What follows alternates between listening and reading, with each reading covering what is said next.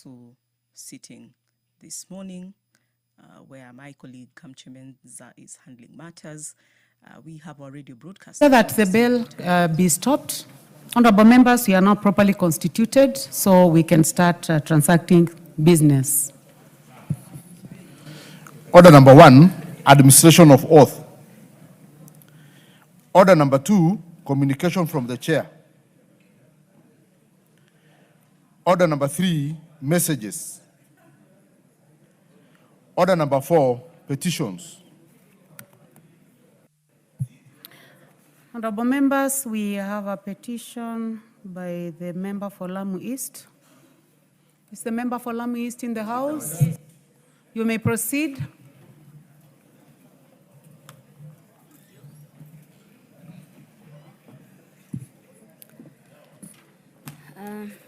Thank you, Mr. Speaker. I, the undersigned, on behalf of the resident of Kiwayu Island, Kiunga Ward in Lamu East constituency, draw the attention of the House to the following. 1, that Kiwayu Island, located within Kiunga Marine National Reserve, is a central land that has for generations been home to the indigenous community of Lamu East constituency, whose livelihood depend on artisan fishing, mangrove conservation, and sustainable marine resource management.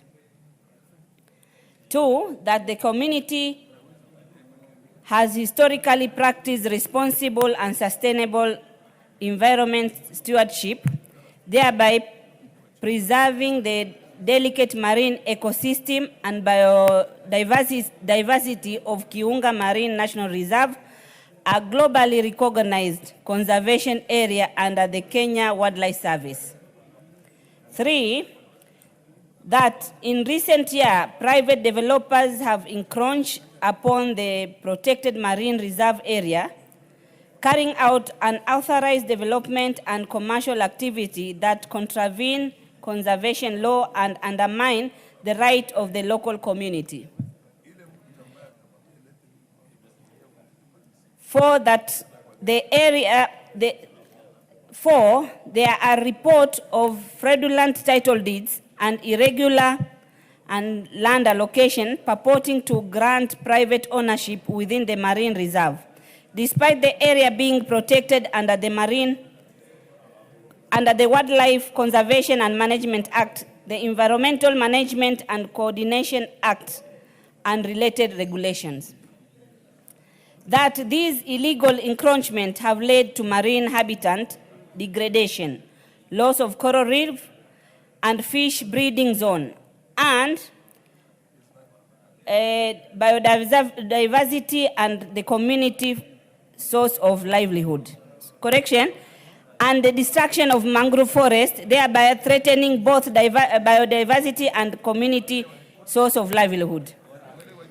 That the activity of a private developer further risk displacing the Kiwayu community, disrupting culture, heritage, site, and community settlement that have existed in harmony with the marine environment for centuries. That the matter raised in this petition is not pending before any court of law, constitutional or legal body.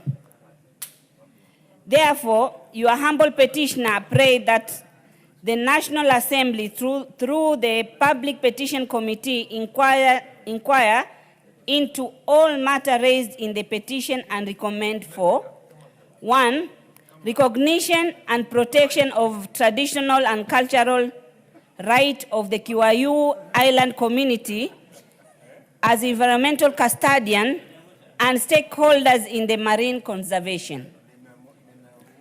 Investigation into encroachment, fraudulent land allocation, and illegal development within Kiunga Marine National Reserve with a view to restore compliance with environmental and conservation law.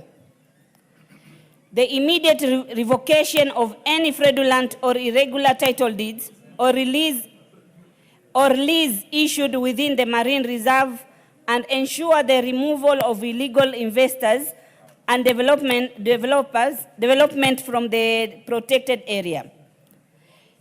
Development of community-based co-management framework between the Kenya Wildlife Service, the Ministry of Environment, and the local Kiwayu community to promote sustainable use, protection, and equitable benefit sharing from the marine resource. And measure to be put in place to strengthen marine reserve governance system so as to prevent future encroachment, enhance environmental protection, and uphold the integrity of protected marine ecosystem in Kenya. And your petitioner will ever pray. Represented by me, mwenyewe Captain Rueda, Member of Parliament, Lamu East. Thank you. Thank you very much, Member for Lamu East. That petition is referred to the Departmental Committee on Public Petitions. It is referred to the Public Petitions Committee. Is the chair in the house? Chair Public Petitions?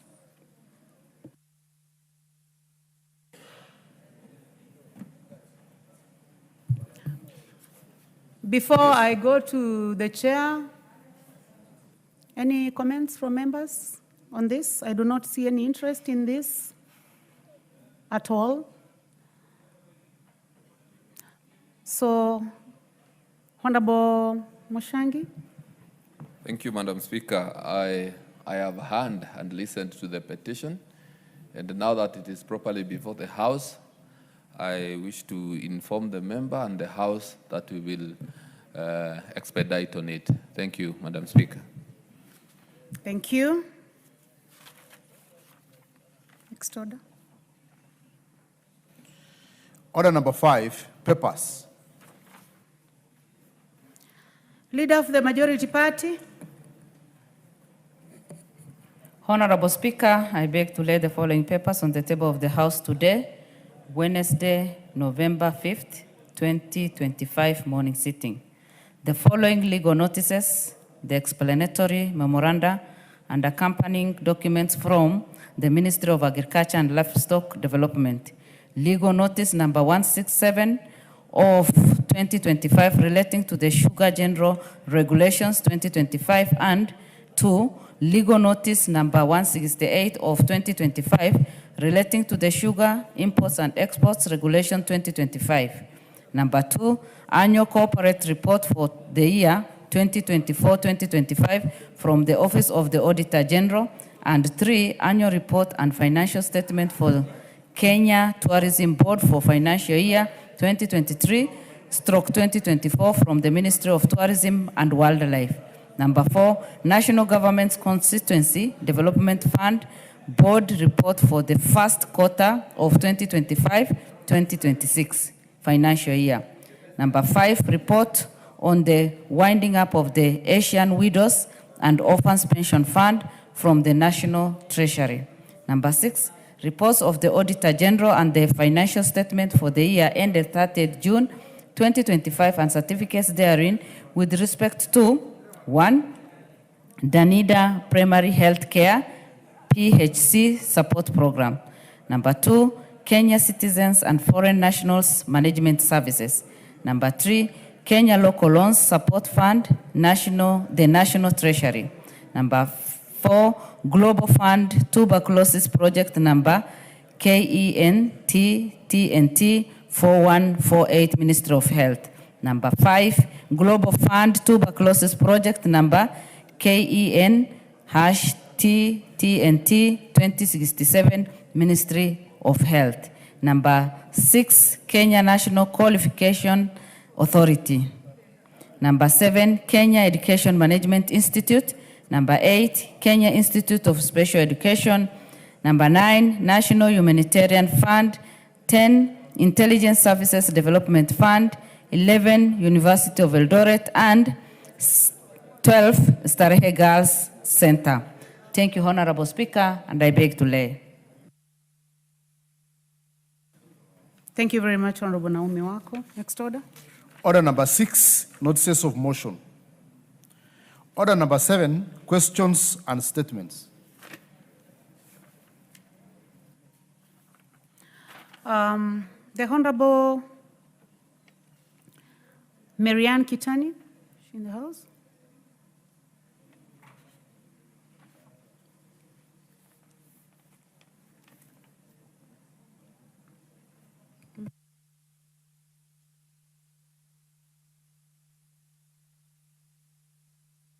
In the absence of the Honorable Marianne, that statement is deferred.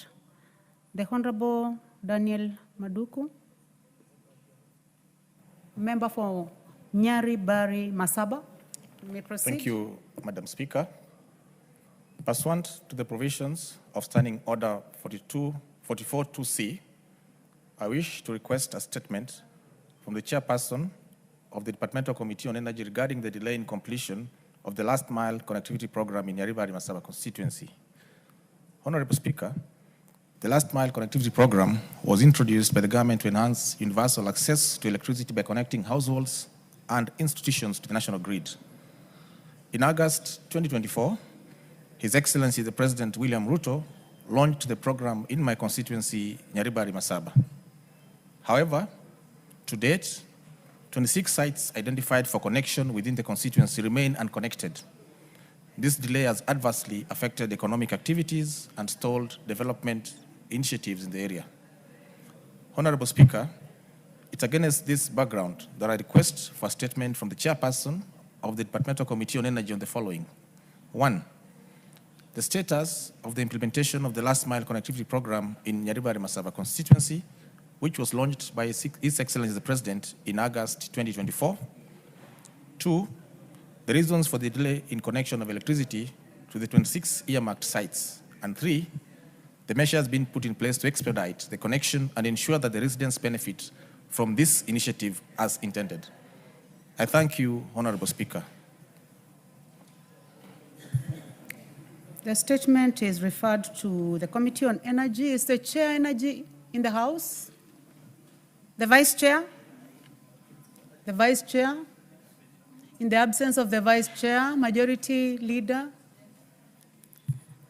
can you indicate to the Honorable Member for Nyaribari Masaba when this statement will be presented? Yes, Honorable Speaker, I believe within 2 weeks, the committee should be able to respond. Thank you. To the Chair, the Honorable Mashua Waithaka, member for Kiambu. Is the Honorable Member in the House? That statement is also deferred.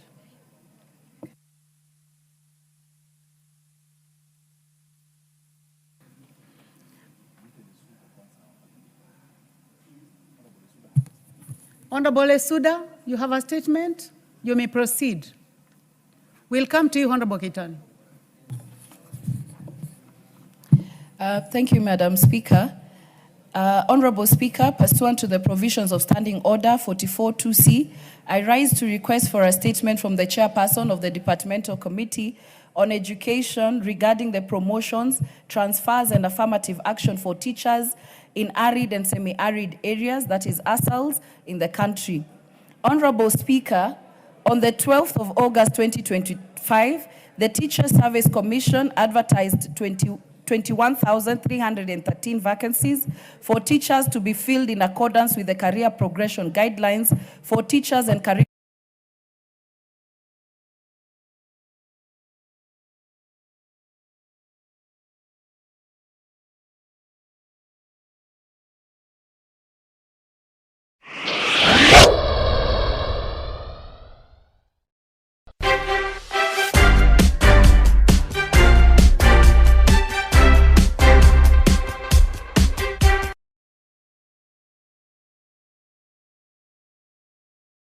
Marginalized areas, many are often overlooked in promotions, resulting to stagnation.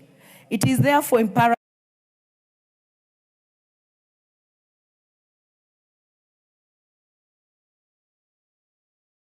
for teachers in ASAL regions.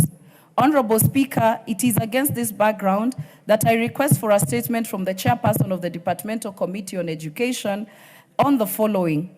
1, the measures taken by the Teacher Service Commission to incorporate affirmative action for teachers serving in ASAL regions, such as Samburu County, during promotion exercises.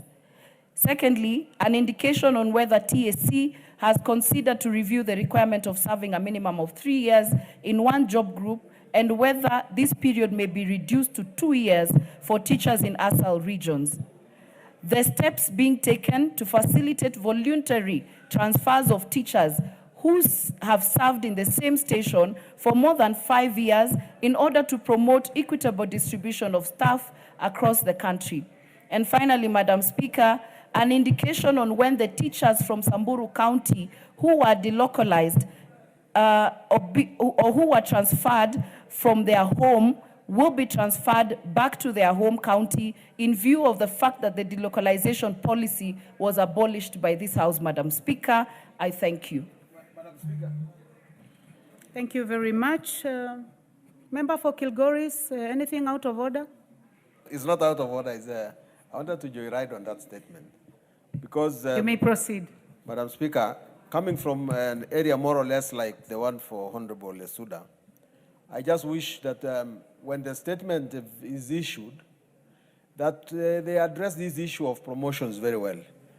In Kilgoris, you will find a situation where teachers have been kept in C1, C2, and they recently only got C4. We want them to head schools. Unfortunately, there is a policy that you have to be in D something for you to be able to be promoted to be a head teacher. This has brought the effect of people who got promotions because their relatives are here in TSC or in the ministry to flood the Kilgoris constituency to the detriment of those people who actually want to be promoted. We want to urge that the indigenous people of Kilgoris should also be given a chance to be promoted, and that the C4s qualify because they are good teachers. After all, they have done so in other places, and they should therefore do it in every place. So we would like the minister to clarify this issue. The original promotions were done badly, and therefore they should make this correction. Thank you, member for... I hope, members, you are not going to debate on this. The joyriders. I see the Honorable Dorothy Kiara. Your intention is also to make a comment on this? Please give the mic to her. Thank you, Madam Speaker. Madam Speaker, I also want to commend my sister, Naisura Raisuda, for bringing this statement before the floor of this House. Honorable Speaker, I want to say the issue of promotion of teachers, it is a nationwide concern for our teachers. Those that have stagnated for many, many years should have an opportunity to be considered. Honorable Speaker, we pray that when all this consideration is done, it will be fair and rational so that no teacher deserving will be left behind. Thank you, Honorable Speaker. Thank you very much, the Honorable Dorothy Kiara. Chair, is the chair education in the House so that we get an indication of when this statement will be responded to? The Vice Chair? Any member of the Education Committee? Yes, you may proceed, Professor. Are you a member of that committee?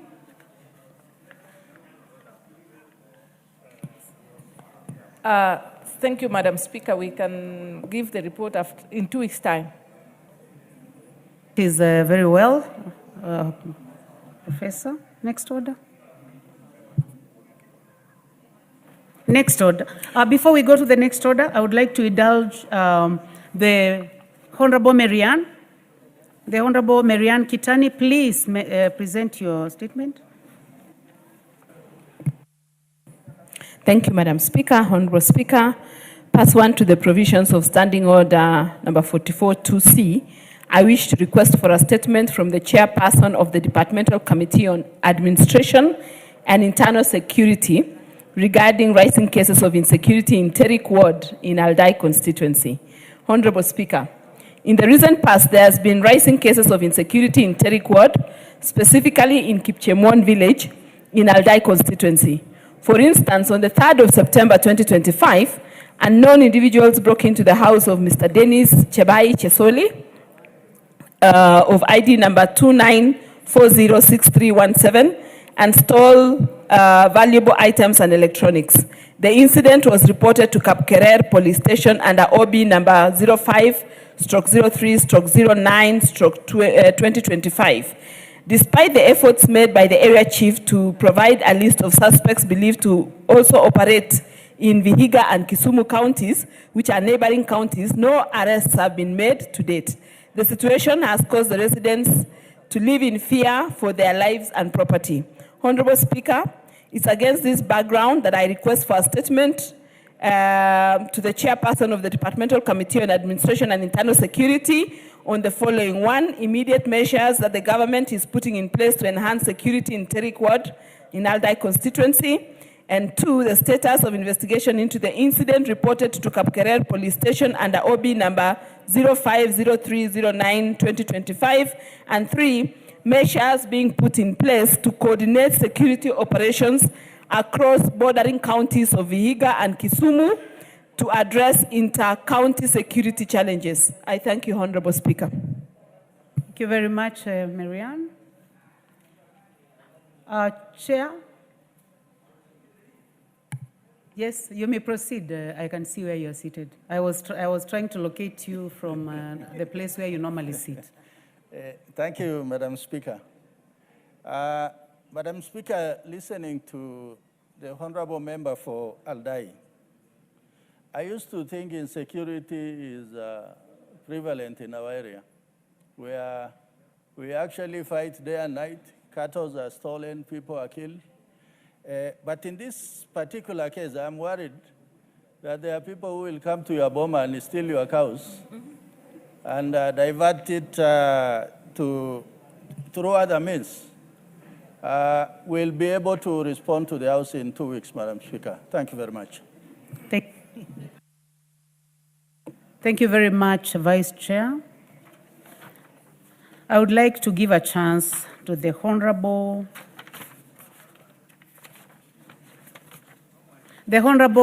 Mashua Waithaka, MP Kiambu. Please proceed. Thank you, Madam Speaker. Honorable Speaker, pursuant to the provisions of Standing Order 44-2C, I rise to request for a statement from the chairperson of the Departmental Committee on Lands regarding the demolition of stores by the Postal Corporation of Kenya in Kiambu Town. Honorable Speaker, on 10th March 2025, 62 market stores in Kiambu Town were demolished by officers acting on behalf of the Postal Corporation of Kenya, resulting in the destruction of goods belonging to 34 traders. The matter was subsequently reported at Kiambu Police Station under OB number 17/10/03/2025. However, to date, no official report has been provided on the incident, nor has there been any communication regarding compensation to the affected traders. The demolition has left many families in economic hardships, given that some of the affected traders are breadwinners whose livelihoods have depended on operating stores on those premises for years. It's also concerning that the demolition appeared to have been carried out without prior engagement with the traders and a clear or transparent compensation plan in place. Honorable Speaker, it's against this background that I request for a statement from the chairperson of the Departmental Committee on Lands on the following. 1, a report on the circumstances that led to the demolition of the 62 stores in Kiambu Town by the Postal Corporation of Kenya, including whether any eviction notices or court orders were issued to the traders prior to the demolitions. 2, measures the Postal Corporation of Kenya has put in place to compensate the traders who lost goods as a result of the demolitions, including specific plans for allocation of alternative market space to the affected traders. And 3, steps being taken by the government to ensure that future demolitions are conducted in accordance with the law, and adequate notice provided to the affected persons and adherence to due process. I thank you, Honorable Speaker. Thank you. Chairman, Departmental Committee on Lands. The vice, I cannot see the vice. Any member of that committee? In the absence of any member, you may proceed on behalf of the majority. Oh yeah, of course I can see one of the members of Lands Committee. Please proceed. Chair, I think that response will be given in 2 weeks' time. Once we've sat down and the chair takes the lead. Thank you. Thank you very much, Honorable Joses Lelmengit. Next order. Order number 8, report of the Committee of the Whole House on its consideration of the Assisted Reproductive Technology Bill, National Assembly Bill number 61 of 2022. Question to be put.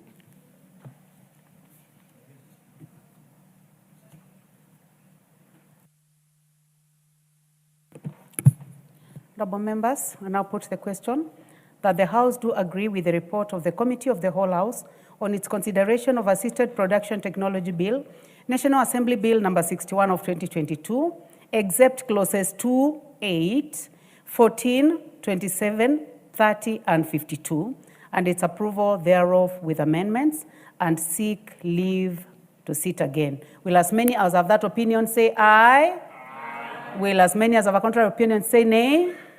The ayes have it. Next order. Order number 9, Committee of the Whole House.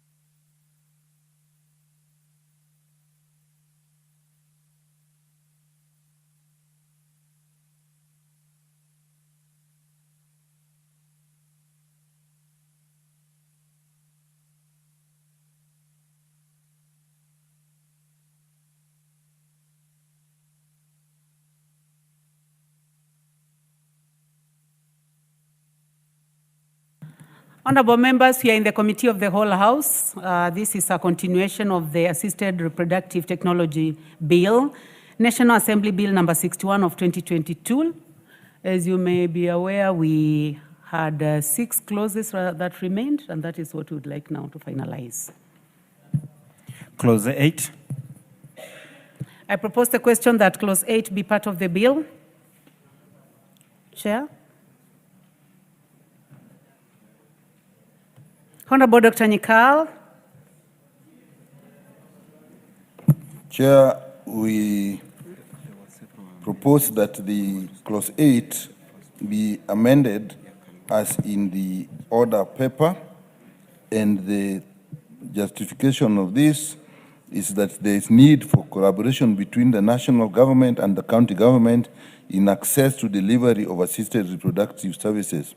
And that was already covered in 7D, so there's no need to have it in Clause 8 again.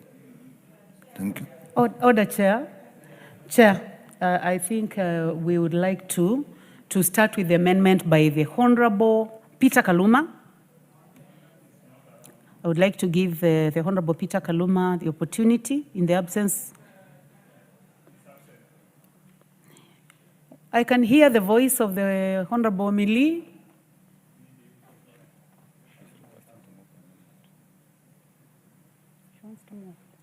Would you like to move this amendment on behalf of the Honorable Kaluma?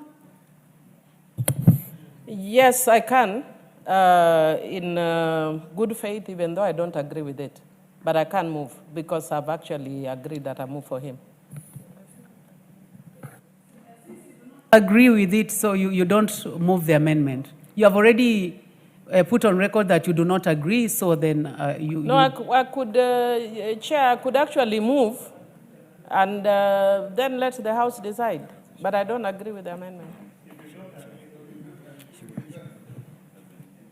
You do not also have authority? Do you have authority from the Honorable Kaluma? I have authority. but Written not in- authority? No, I don't have written authority. So, He has sent me a yeah, we text. know that you are doing this in good faith, but now, sorry, you can't. So let's now proceed. That was paragraph A.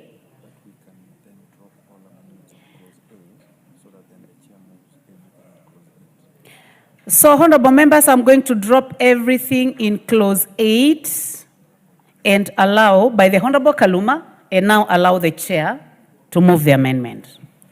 Chair, propose to that clause 8 of the bill be amended as in the order paper, and the justification for that, Chair, is because that same provision for collaboration between the national government and the county government is already in 70, so it's really not necessary. Therefore, we proposing that we delete it. Honorable members, I propose the question that clause 8 be amended as proposed by the chairman. I now put the question that clause 8 be amended as proposed by the chair. Will as many as have that opinion say aye? Will as many as have a contrary opinion say nay? The ayes have it.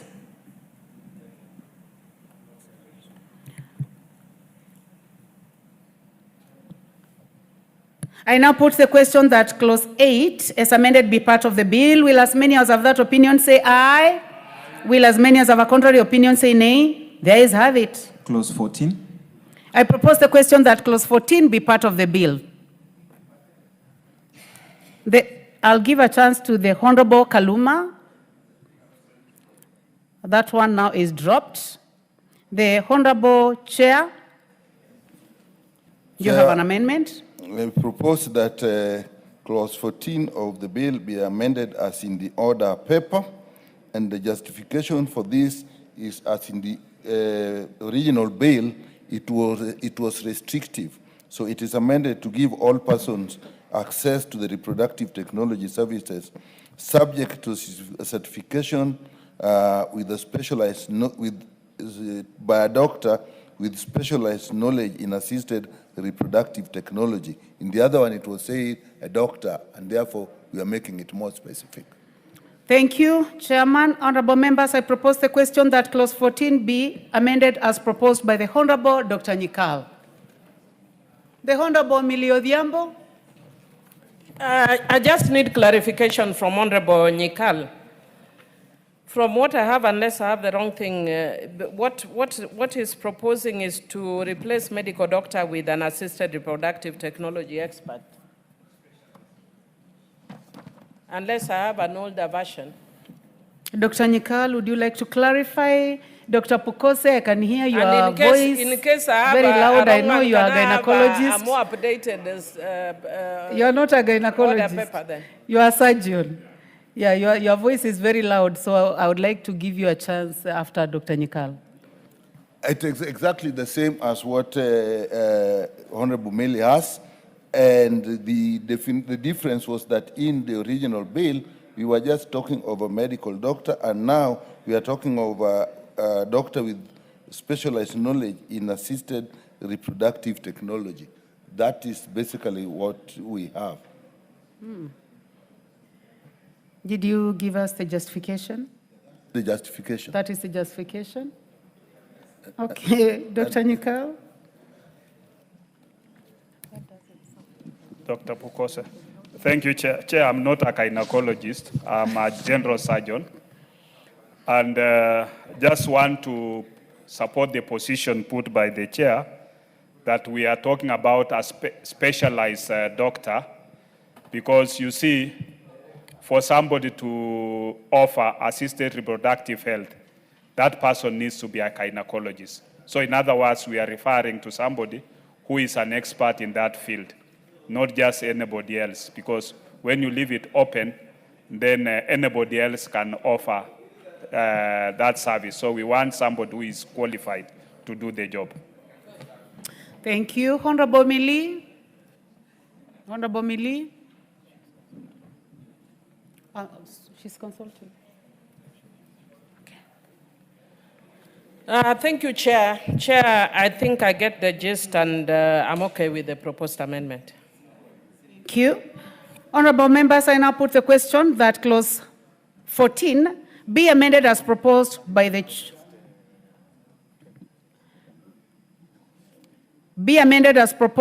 chairman. Will as many as have that opinion say aye? Will as many as have a contrary opinion say nay?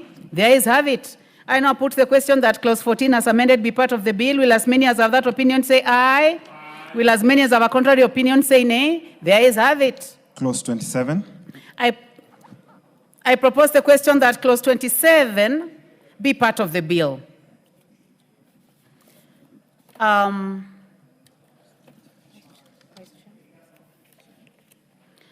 start with the Honorable Chair.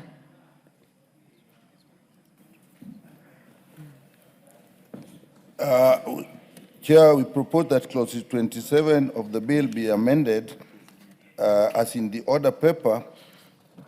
And the purpose of this is basically we are talking of surrogate motherhood, and therefore we are putting a limitation on the age on medical grounds. This is a procedure that actually is relatively invasive, and therefore you need people in their prime of health to undergo this procedure, and that is the purpose of the amendment. Thank you very much. There was an amendment by the Honorable Peter Kaluma, and it's hereby dropped. Honorable members, I propose the question that clause 27 be amended as proposed by the Honorable Dr. Nyikal. I now put the question that clause 27 be amended as proposed by the Honorable Dr. Nyikal.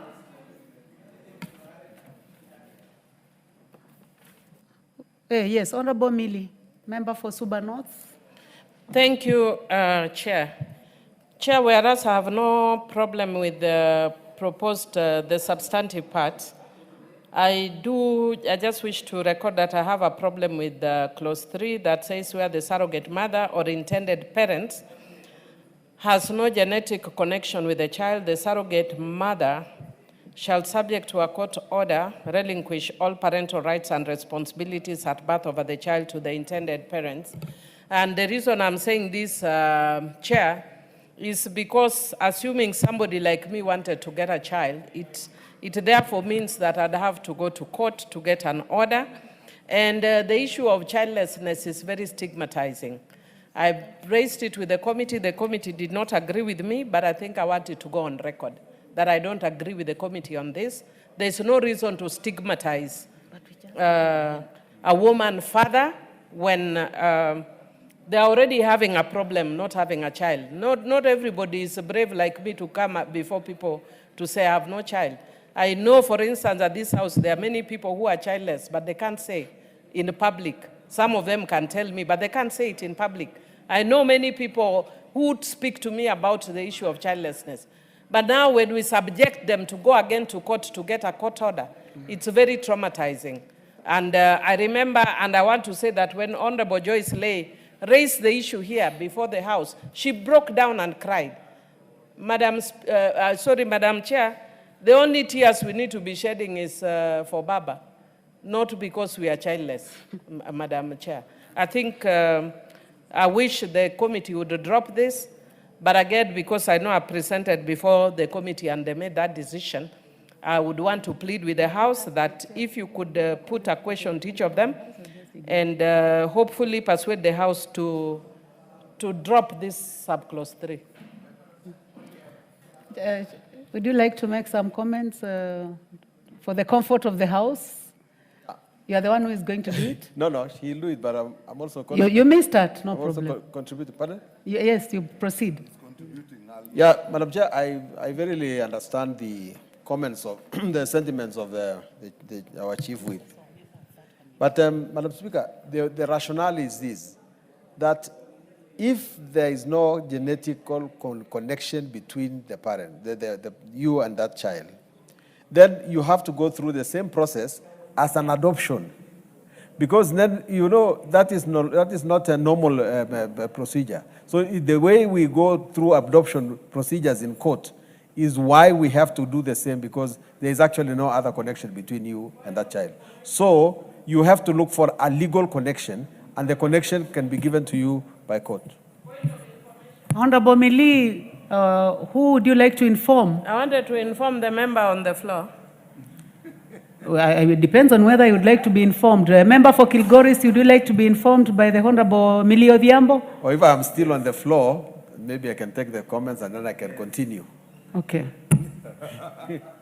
He has already taken. Can I inform him since he has agreed? Chair. Yes, you may proceed to inform the member for Kilgoris. Madam Chair, Chairperson, I want to thank the honorable member.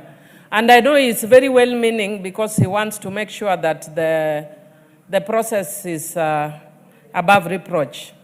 But I want to inform him that he does not know that his children are his. And yet he has not gone to court to get an order. A lot of things we do by faith. So I don't know why then there's a category that we are forcing to go to court.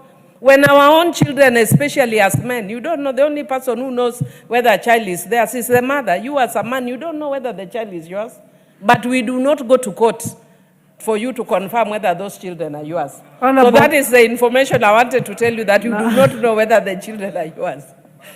Now, as the information given to you by the Honorable Mili Odhiambo, is it useful? Yeah, Madam Chair, I am actually grateful because you know this thing, we all suffer from it. Childlessness is not a one person's thing. But I want to inform the honorable member, because she's also a lawyer like me, that rather fortunately I'm protected by the law, because the law says that all the children that are received in the marriage are presumed to be children of the marriage. So the law presumes whether I was assisted by somebody else or not, that those children are mine according to the law. But this is a situation where please make them legal by going to court so that the court can agree with you. And I don't want to say a lot of things as we weep for Baba, but I think that was the rationale behind it.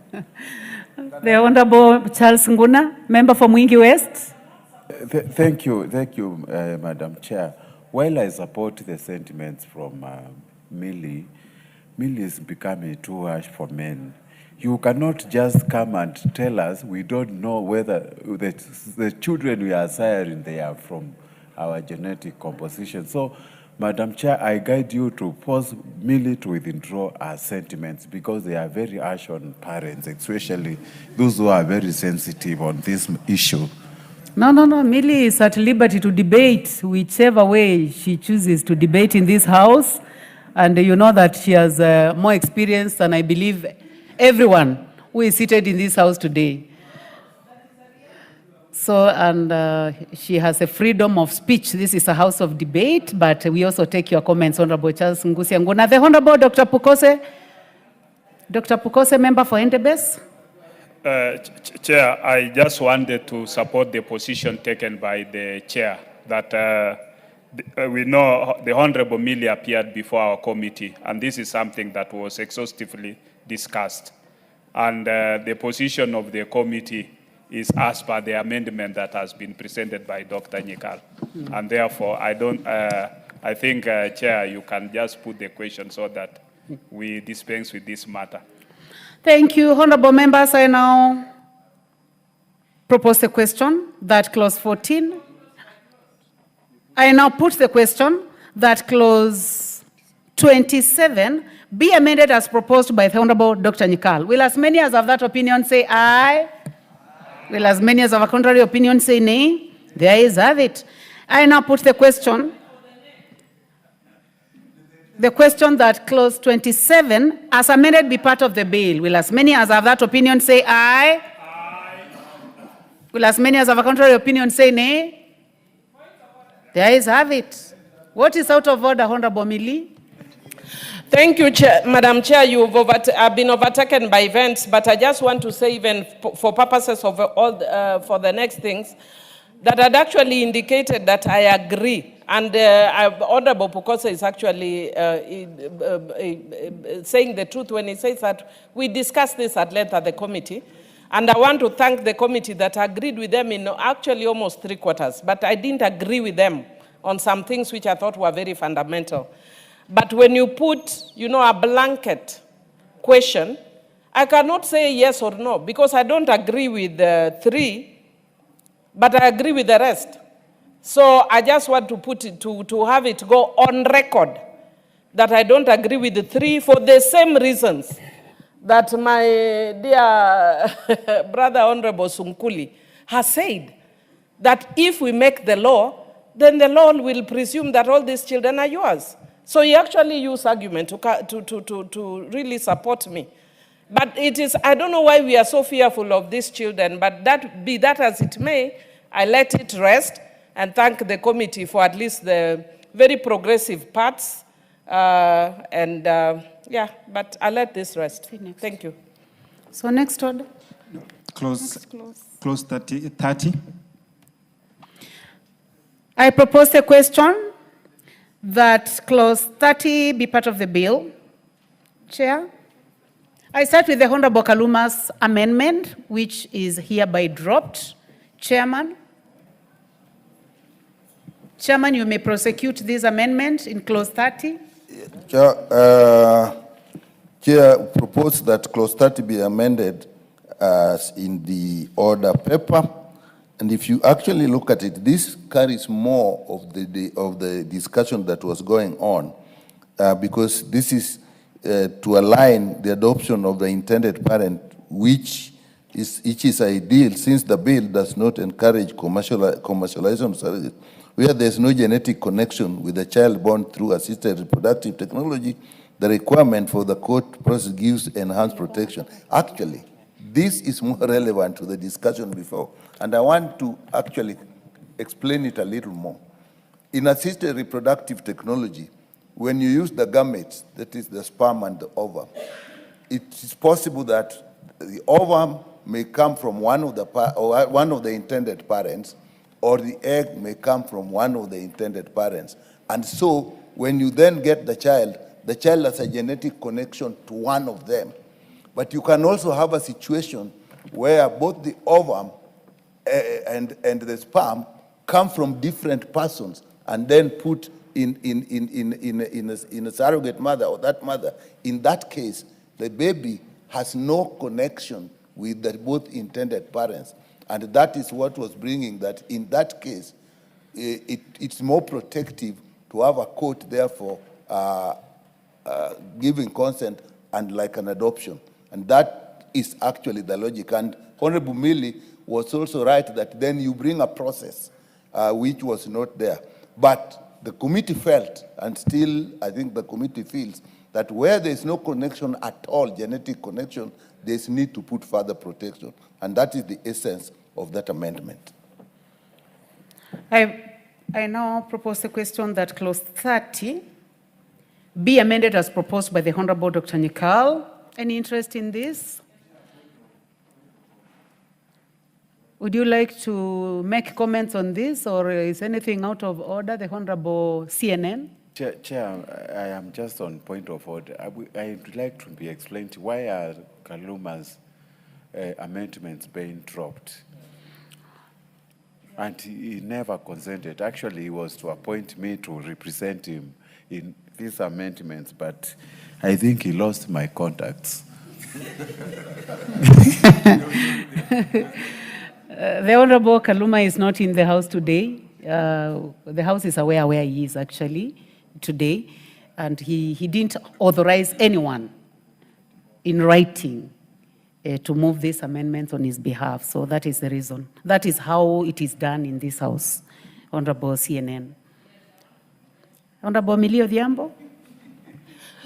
Thank you. I just wanted to comment, but before I comment, I want to tell Honorable CNN that we have actually had different engagements, even postponed because of Honorable Kaluma, because we've engaged at length on this issue. Today, he had actually said, because he's in Homa Bay, he's not able to come today, but he's texted me. I've tried to move his amendments even where I don't agree with, but I have not been allowed procedurally. So you are just as well-intentioned as I am, because you realize the way we've been moving, even the committee, we've sat with them. There are some they agree with me. There are some they don't agree with me. But legislation has to go on whether we agree or not. In the same way with the Honorable Kaluma, you cannot get 100% agreement. Madam Chair, I just wanted to indicate that, again, in the same manner, I agree with a lot of the issues that are proposed in clause 30, including, for instance, the issue of where you have congenital abnormalities, all the children born out of pregnancy shall be children of the intended parent, so that you don't have people refusing children that because, these children are not born, like perfect children, then we cannot accept them. Once you go through assisted reproduction, the child becomes yours. Again, the only other challenge that I face, which I don't agree with, is the issue of the genetic link. And for me, I think it is an issue of discrimination, that if somebody has had a baby, that you'd want to differentiate between genetic link and non-genetic link. And I've given you the perfect example, that a lot of us men here, by faith, have children who we think are ours, but we don't know. I know CNN is worried and saying that I'm hard on men. I'm not hard on men. Maybe I'm actually hard on women. I'm calling on our women that please make sure that our children have the genetic makeup of our husbands. But that is not the reality in the world we are living. We have children who have the genetic makeup of our husbands. We also have others who don't have the genetic makeup of our husbands. It's the reality. But we accept them by faith, and the law also accepts them by faith. So why are we making this distinction when it's assisted reproduction? And I know the committee, even though this is the first time, but should this come in the future again before your committee, please have a more progressive mind. For the sake of the child, even if not for the sake of the woman or the intended parents, for the sake of the child. So that you are not advertising the child out there. Millie. You are not advertising the child out there. Millie Odhiambo, did you say that we have children who have a genetic connection with our pastors? Yes. With our pastors? Yes. No, I did not say with our pastors, but it is a fact. It is also a reality. In fact, Chair, there is one of the things that I want to actually raise before this House, that as a person who is a Christian, I am very concerned at some of the practices I see in some of the churches, where pastors are praying and touching women's breasts and touching women's buttocks. We are still on earth, and you touch a woman's breast, what you are creating is excitement. You are not creating a spiritual surge. It is sexual surge. There is no spiritual surge in such instance. Stop touching women's breasts and buttocks during prayers. There's nothing spiritual about that. Keep distance. The spirit will work between you and the woman with the distance. There's no need to put a physical touch between you and a woman. So yes, there are children who have DNA with the pastors. Yes. Point of information from the Honorable Dr. Pukose, the surgeon. Thank you. I just wanted to inform the Honorable Millie that Professor Jaldesa, allow me to inform the Honorable Millie. I wanted to inform the Honorable Millie that in the Sexual Offences Act Amendment Bill, touching buttocks and touching breasts is illegal. And therefore, if that bill comes to the House and it's made to be law, then I think pastors will not touch any breasts or buttocks of ladies, because that will not happen again. The Honorable Millie Odhiambo is duly informed. Now, the other people would like to make comments, and they have really been waiting. I would like to give a chance to the Honorable Rahim Dawood, member for North Imenti. Thank you, Madam Chair. Madam Chair, I want Dr. Nyikal to tell us, he said that if they are not connected to the one who is being born, then they need to subject it to a court order. Will you not be invading the privacy? Because the one who will be born, it will be out in the public, that the court, I mean, it will be in the public. Nobody wants to really get it out in the public. It's a private affair. So I would want us to, the chair, to please clarify when he says they have to go to get a court order. where is the privacy? No, You just take note of that. I would like to give a chance to the Honorable Dorothy Kiara, nominated member. Just take note of it. Thank you, Chair. Thank you, Madam Speaker. I too would want to weigh into this matter and say we have single mothers whom we don't know the genetic attachment of the children that they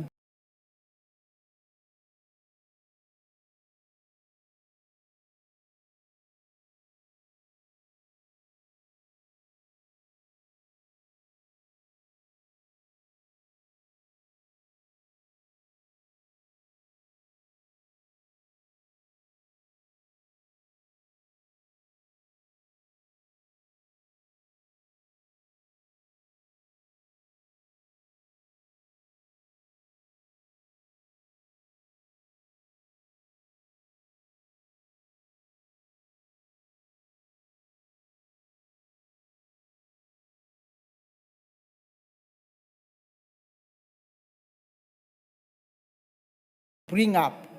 Then similarly, where people say a surrogate mother, that child is totally alien to them. And there is even fear that people can actually raise such children for purposes that are not really proper.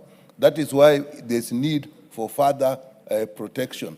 And as Honorable Millie said earlier, we see, if you look at further down, you even find that there is even fear that should these children be deformed at birth, then the chances that nobody is connected to them. That's how that bill, that amendment, therefore protects them. The fact that this will be in court, even before surrogacy, there is actually a legal process where you actually have agreements which go through that.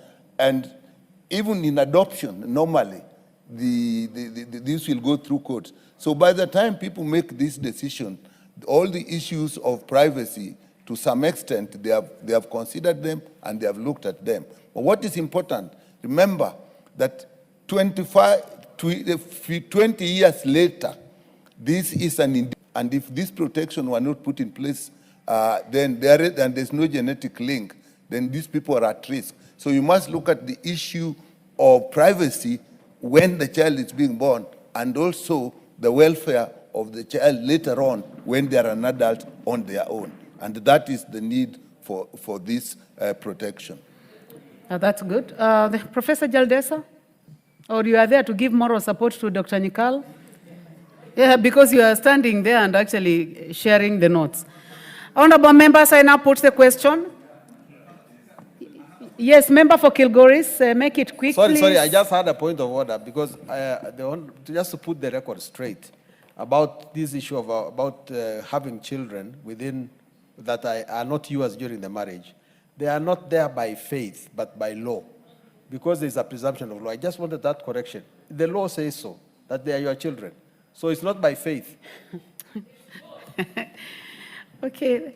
Point noted. Honorable members, I now put the question that clause 30 be amended as proposed by the Honorable Dr. Nyikal. Will as many as have that opinion say aye? Will as many as have a contrary opinion say nay? The ayes have it. I now put the question that clause 30 as amended be part of the bill. Will as many as have that opinion say aye? Will as many as have a contrary opinion say nay? The ayes have it. Clause 52. I propose the question that clause 52 be part of the bill.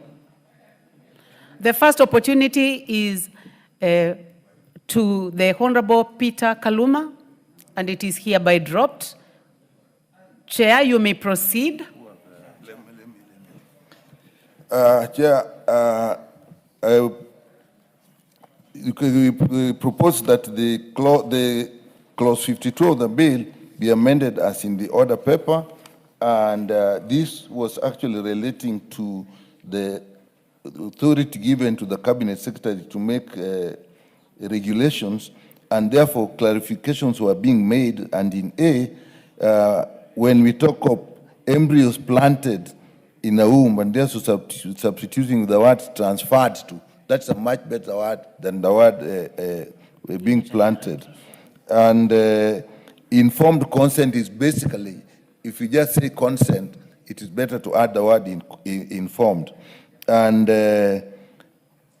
Then the justification for embryos created from gametes, that is actually a technical issue that is being corrected. And research, again, it is very important in this technology that embryos, which are actually human beings, or even gametes before the union into embryos, are not actually used as in research, because people can do all sorts of weird things with embryos. Therefore, again, that is being protected, the use of embryos in research. And that is why the rationale for those amendments in 52. Thank you, Chair. Honorable members, I now propose the question that clause 52 be amended as proposed by the Honorable Dr. Nyikal. I now put the question that clause 52 be amended as proposed by the Honorable Dr. Nyikal. Will as many as of that opinion say aye? Will as many as of a contrary opinion say nay? The ayes have it. I now put the question that clause 52 as amended be part of the bill. Will as many as of that opinion say aye? Will as many as of a contrary opinion say nay? The ayes have it. Clause 2. I propose the question that clause 2 be part of the bill. The first opportunity goes to the Honorable Peter Kaluma. It's hereby dropped, and the opportunity goes to the chairman. 2. Yeah. Chair, we propose that clause 2B of the bill be amended as in the order paper, and as you can see, it's really a raft of definitions, and these are arising from the fact that as we started working on the bill, we were talking of a limited aspect of assisted reproductive technology, but the technology as is now is broader. So these definitions are changed to take into account the broader aspects of assisted reproductive technology, and also to take into consideration acts in parliament that exist. So that I think we can take time to go one by one. Like in A, is basically what I've said, to cover all aspects of assisted reproductive technology, where initially that... Chair, since it is on record, you do not need to go one by one. And those therefore are our rationale for the amendments. Thank you. Thank you, Chairman. Honorable members, I propose the question that clause 2 be amended as proposed by the chairman. I now put the question that clause 2 be amended as proposed by the chairman. Will as many as of that opinion say aye? Will as many as of a contrary opinion say nay? The ayes have it. I now put the question that clause 2 as amended be part of the bill. Will as many as of that opinion say aye? Will as many as of a contrary opinion say nay? The ayes have it.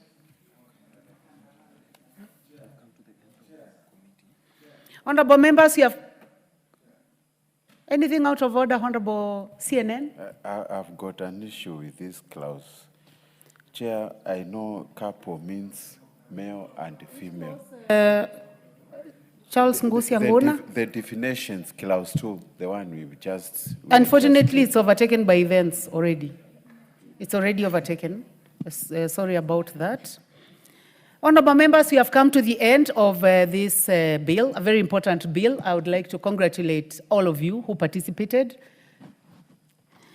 And remember, this bill was in the 11th Parliament, the 12th Parliament, and now the 13th Parliament. So it is a very good feeling that we have come to the end. Honorable members, I now call upon the mover.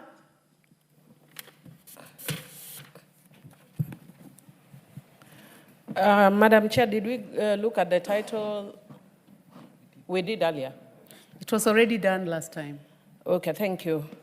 Honorable Chairperson, I beg to move that the committee do report to the House's consideration of Assisted Reproductive Technology Bill, National Assembly Bill number 61 of 2022, and its approval thereof with amendments.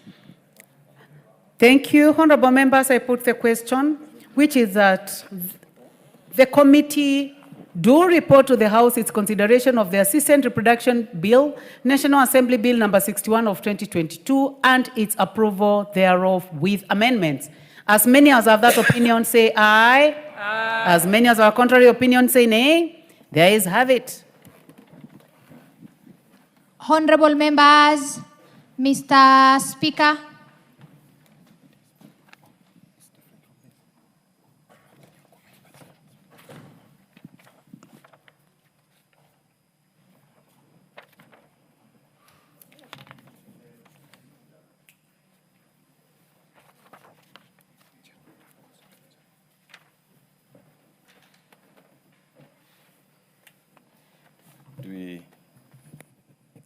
have the move of the bill. Waiting for reporting. Chairperson. Chairperson of committees.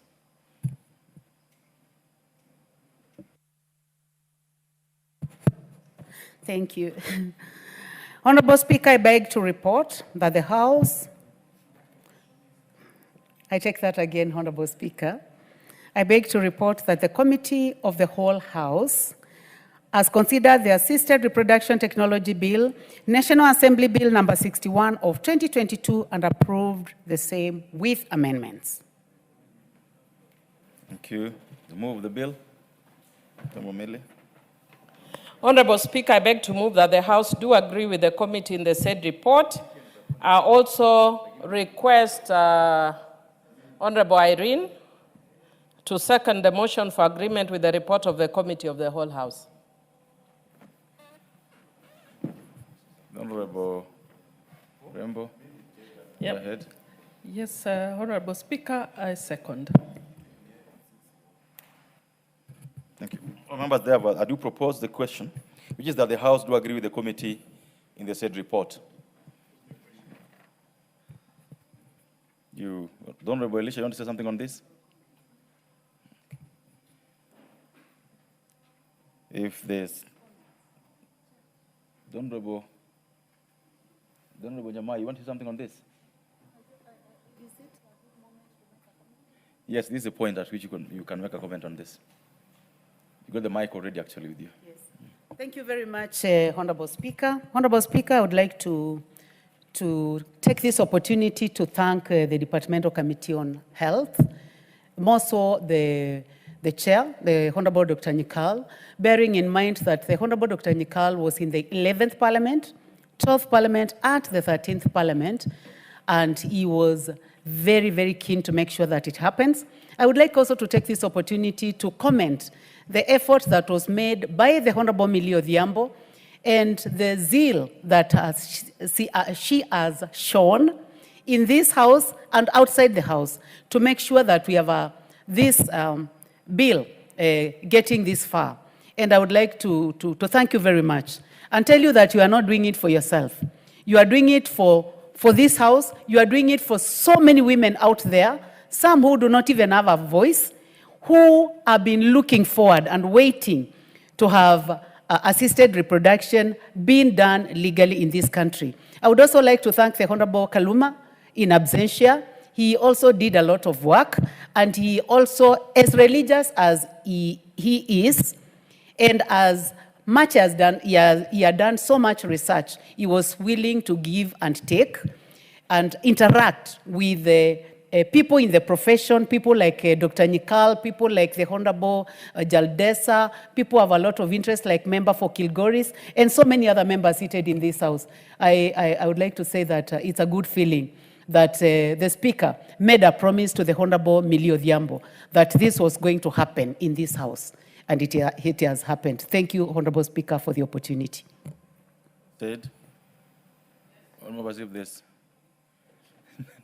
No, you can't do that. No, but, and you know it so well that you can't do that. Honorable CNN. Mine is just to appreciate Millie for what she has gone through. I recall there's a day she was really crying here, shedding tears profusely. And I would like to encourage her to keep on helping the Kenyans who are voiceless.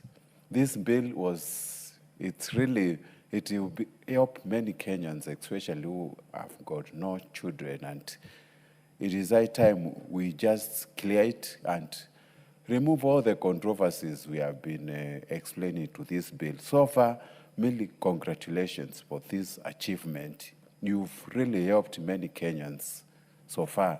And I am looking forward to committee actually making sure this is fully implemented in our country without any controversy or interjection by anybody. Thank you and congratulations. Bad girl. Thank you. Honorable Pukose. Thank you, Honorable Speaker. Honorable Speaker, this is a bill that has come a long way, and it has created a lot of controversies And I want to thank all the people who made various presentations. It has had a lot of public participation. Honorable Speaker, assisted reproductive technology is already being practiced in this country. So it is not something new. The only thing is that what we've done is, as a committee, is to create a framework, the legal basis for which that should be practiced. We have other practices, medical practices that are ongoing in the country. Kidney transplant, cornea transplant, and other medical practices within the country. So what we're doing is to create a framework in which our doctors can be able to practice in a legal way, and in which also women in this country, and not just women alone, also men can be able to have children in an environment where there is a legal provision without somebody feeling that, and also making it not to be very expensive. I think many women outside there and men who want to have children through this assisted reproductive, it is being very expensive. And therefore, I think even the national referral hospitals, the national government, the county governments should be able to put in place services that can offer this service, institutions that can offer this service at an affordable. And we are hoping that even the share shift coverage should also now be amended to give coverage for this service so that our Kenyans can be able to have children without any obstruction, without any financial constraints. Thank you, Honorable Speaker.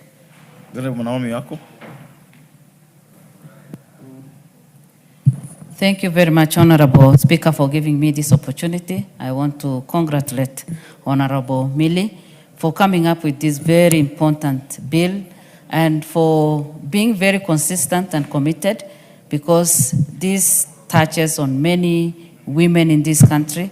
And we know very well many African women have even lost their marriage because they cannot give birth to a child. And this bill will come in and salvage those situations that have stressed our women, and even for educated women who have, have had challenges in their marriages, now will have an opportunity to have a child. I want to congratulate her and congratulate women of this country, because it is through passion and commitment that they have, kept their marriages and done a lot of things, and this bill now will take them to another level, especially for those who have been disadvantaged in the past. Congratulations, Honorable Millie. Thank you. Honorable Jamatia. The Honorable Member for Game. What sort of order? Go ahead. Thank you, Mr. Speaker. Sir, I've noticed there's a member who walked in. I don't know whether he's putting on a blanket, and I don't know whether that is parliamentary. The Honorable DK. Yes. What he's putting on top, is it a blanket or a... Just check, Mr. Speaker. I'm not sure that is parliamentary. Who is the Honorable? Because where is the Honorable DK? If you come to the house, you must dress properly. The Honorable DK, are you wearing a blanket? Can you give the Honorable DK to tell us what he's wearing this morning? Oh, okay. Thank you, Speaker. I don't know. Maybe the honorable member is admiring my coat, because as far as we are concerned, this is a coat. You and who? It is not a blanket, and I doubt whether he has done textile engineering, and I doubt whether the Speaker's rules dictate which kind of linen you need to. I can actually confirm that. Yeah. That what the member is wearing may look like a blanket, but it is a very fine coat. Yes. But okay, the Honorable Elisha, if you are admiring the blanket, not the coat, not the blanket, the coat, then no, you will not say anything more. You'll approach the Honorable DK, he'll take you to the shop, then you can get the blanket too. The Honorable Jamatia, go ahead.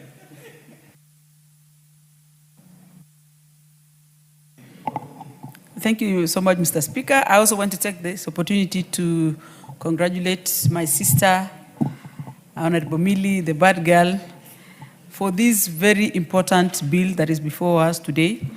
I also participated in several ways through the committee, through our groups in Kewapa, to ensure that this bill sees the light of the day. And I want to say that this is a bill that is going to be a game changer, not only in Kenya, but within East Africa. If you realize, just like Honorable Bukose said, most of these reproductive health is happening in Kenya, and most people travel all over the place to come and get this assisted reproduction. And I want to tell Honorable Millie that it is not only this idea that to help women and men and the society at large, but also helping God's creation. Because we were all sent to this world to procreate. And sometimes, probably genetics and vagaries of the day, you might not be able to get children in good time. And this is going to be one of the best bills that is going to help human beings. For the first time, that Kenyan, you can walk into a hospital, you want to get a child or a baby or babies, you sometimes choose the sex and all those kind of things. And this is going to be, one of the best bills that I would really look forward to see the assignment of the president, because it's going to help all of us. Thank you, Mr. Speaker. Honorable Dawood. Thank you, Mr. Speaker. Mr. Speaker, first, I'd like to congratulate Honorable Millie for her persistence in getting this bill passed. I remember she's been doing it for the last 2 or maybe 3 parliaments, I don't know. But at least this now puts the legal framework for surrogacy and assisted reproduction, where we did not have a proper law to guide us. But with this, I think the guide is there, and it will go a long way. We now need to get people to do the surrogacy so that we do not have broken families, because that's where people blame the lady. Maybe there is a problem with the man. And we just take as God sent that this is there. Thank you, Mr. Speaker, and congratulations.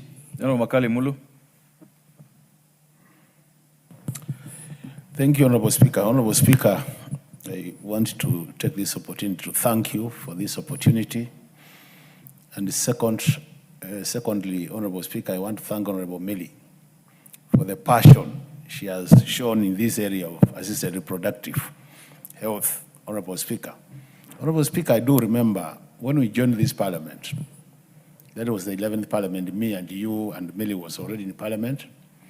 When she was moving that bill, then, Honorable Speaker, the passion and the explanations she gave to justify the need for this bill, I'm a very happy man to see it now coming to this level.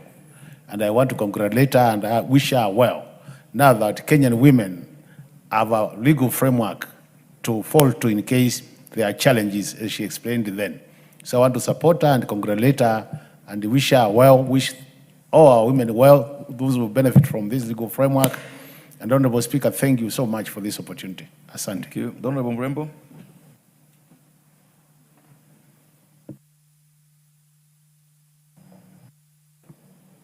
Thank you, Honorable Speaker. I want to congratulate our colleague, Honorable Millie Odhiambo, for the good work and the patience since the 11th, the 12th, and now the 13th Parliament for pushing this bill. I also want to congratulate the Chair and the Health Committee members for having come up with a very important bill that many women have been struggling with. I've come across so many issues with regard to women not being able to give birth, and I want to thank Honorable Millie for this. Even other women not being able to carry full-term fitters, and I want to congratulate Millie for this. We know there are so many families that have broken down, so many marriages that have ended because of lack of children. And I want to say, may the Lord always bless you, Millie. Keep on pushing, even to fight for women. You do not know what you have done to women in this country. Thank you very much. Wekiara.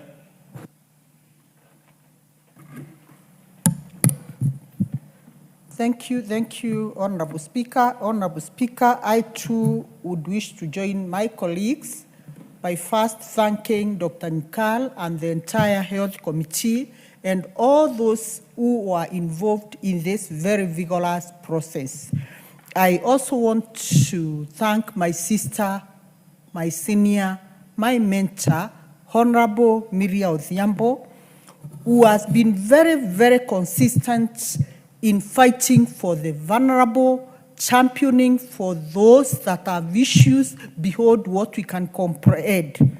Honorable Miria, I know you have brought and championed very many bills in this parliament, but this alone will go a long way in that it is going to raise the spirit of many women who have been crying silently out there.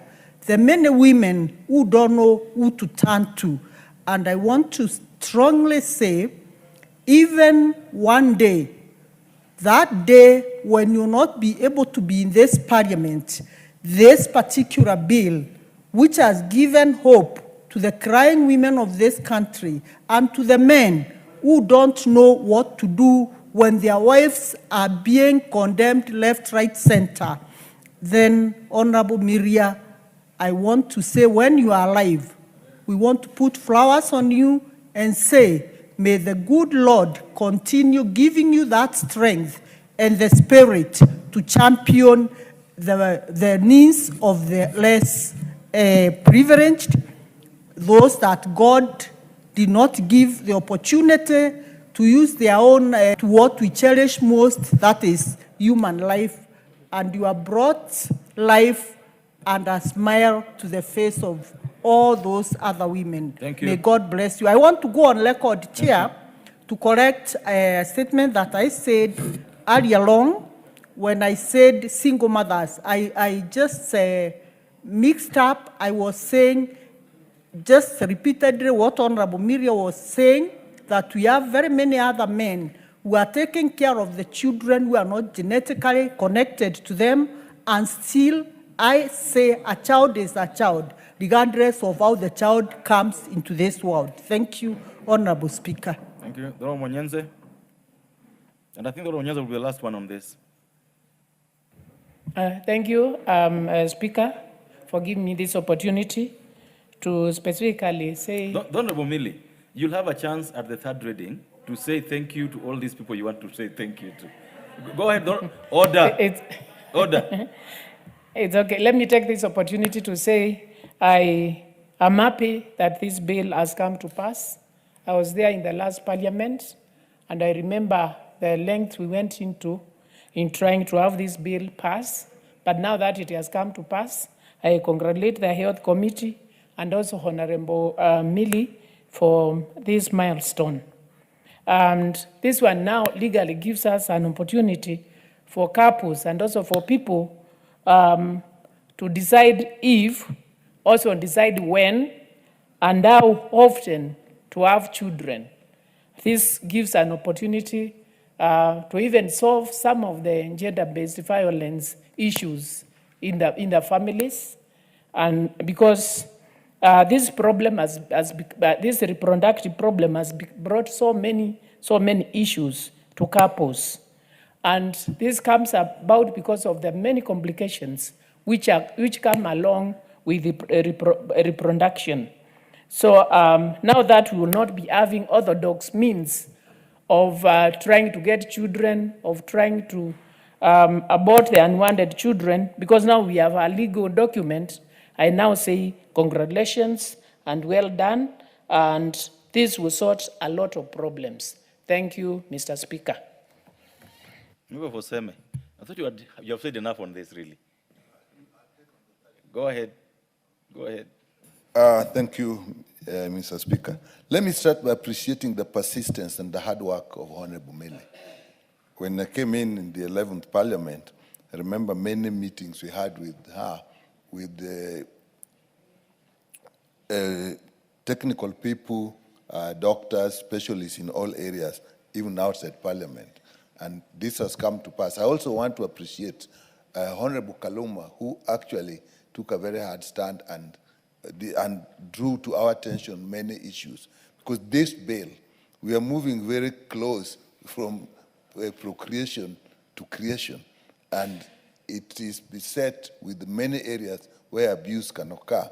And therefore, the many amendments that have come through is to actually address moral issues, ethical issues, research issues, even religious issues that were actually raised. So I think this is going to be a relatively progressive but also safe bill in the area that it is touching on human procreation. I thank you, Mr. Speaker. Thank you. Honorable Mayaka. Thank you very much, Honorable Speaker, for this opportunity to also give my support for this particular bill. And Honorable Speaker, I just want to thank our leader, the Honorable Millie, who is also a mentor to many of us, for this bill. I know she has really passionately campaigned and pushed for it for a very long time, and to thank the Health Committee also for their support. And also, Honorable Speaker, just to say that this is a win for very many families, women, both women and men, who together have had challenges getting children through the natural process, and this is going to give them that opportunity. So I really want to thank the Honorable Millie, because this is going to be a very great legacy for a lot of people in this country. It's going to assist very many people, and also the fact that people can now have children through different methods within the legal frame, which is very, very important. So with those very few remarks, I want to give my support for this and to thank everyone for supporting it. I thank you. Thank you. Member for Elders. Thank you, Mr. Speaker. Mr. Speaker, from the onset, allow me to congratulate the Honorable Millie. I have interacted with Honorable Millie as an activist, as a nominated MP, and as an elected MP. And I think one thing that comes to my mind whenever I see her is her persistence, consistency, and determination actually to achieve issues that she flags as her priority. And I think this is supposed to be the hallmark of any politician or any human being. Mr. Speaker, I have had the privilege of going through sections of the bill, but I think the issues that come, I am a practicing Muslim. There are certain fundamental things that has been in the offing all over, that contradicts the Quran, that negates the constitutional provisions, and that's often against the African society. What this bill attempts to do is to provide a platform legally, because we live in a very diverse, very democratic society, to allow a platform which will not contradict the basic human right, which will not contradict some of the critical teachings of the different scriptures, which will also not negate and make Kenya a pariah state where you can come and do anything in the name of reproductive health. Mr. Speaker, therefore, I want to say thank you. Once this bill is passed, and I'm sure this is the first stage, and through the public participation, Mr. Speaker, I'm sure critical other components will be added to this, and that will enrich the bill. And I'm sure Millie will be open to critical amendments that will enhance, that will also... The Honorable Member for Elders, we are past that stage now. We've just finished the committee of the whole House, so the bill is basically... Okay. So I was just saying this is, it's the first stage, it's very good, we support it, go ahead, and if for whatever reason, once this is done, you feel there is need again to include further inclusions, because bills are supposed to be, the passage of bill actually is supposed to be very dynamic. I'm sure you will not hesitate in bringing further amendments to enrich this, to improve in this. Otherwise, I say thank you, and I hope and pray that we will have many members of parliament like Millie who will pick on issues, who will pursue those issues, and make sure those issues become part and parcel of the civic society of the Republic of Kenya. Thank you, Mr. Speaker. I support this. Thank you. I also join members because I've been here since 2013 and this has taken a while. And it feels nice sitting here knowing that we've moved so far, especially with this particular bill. And Millie, thank you so much for persistence. Members, for obvious reasons, I will not put the question, but I'm sure next time we have the bill up, a decision on it will be made either way. Next order. Order number 10, the Agricultural Professionals Registration and Licensing Bill, National Assembly Bill number 19 of 2024. Second reading. The Honorable John Mutunga.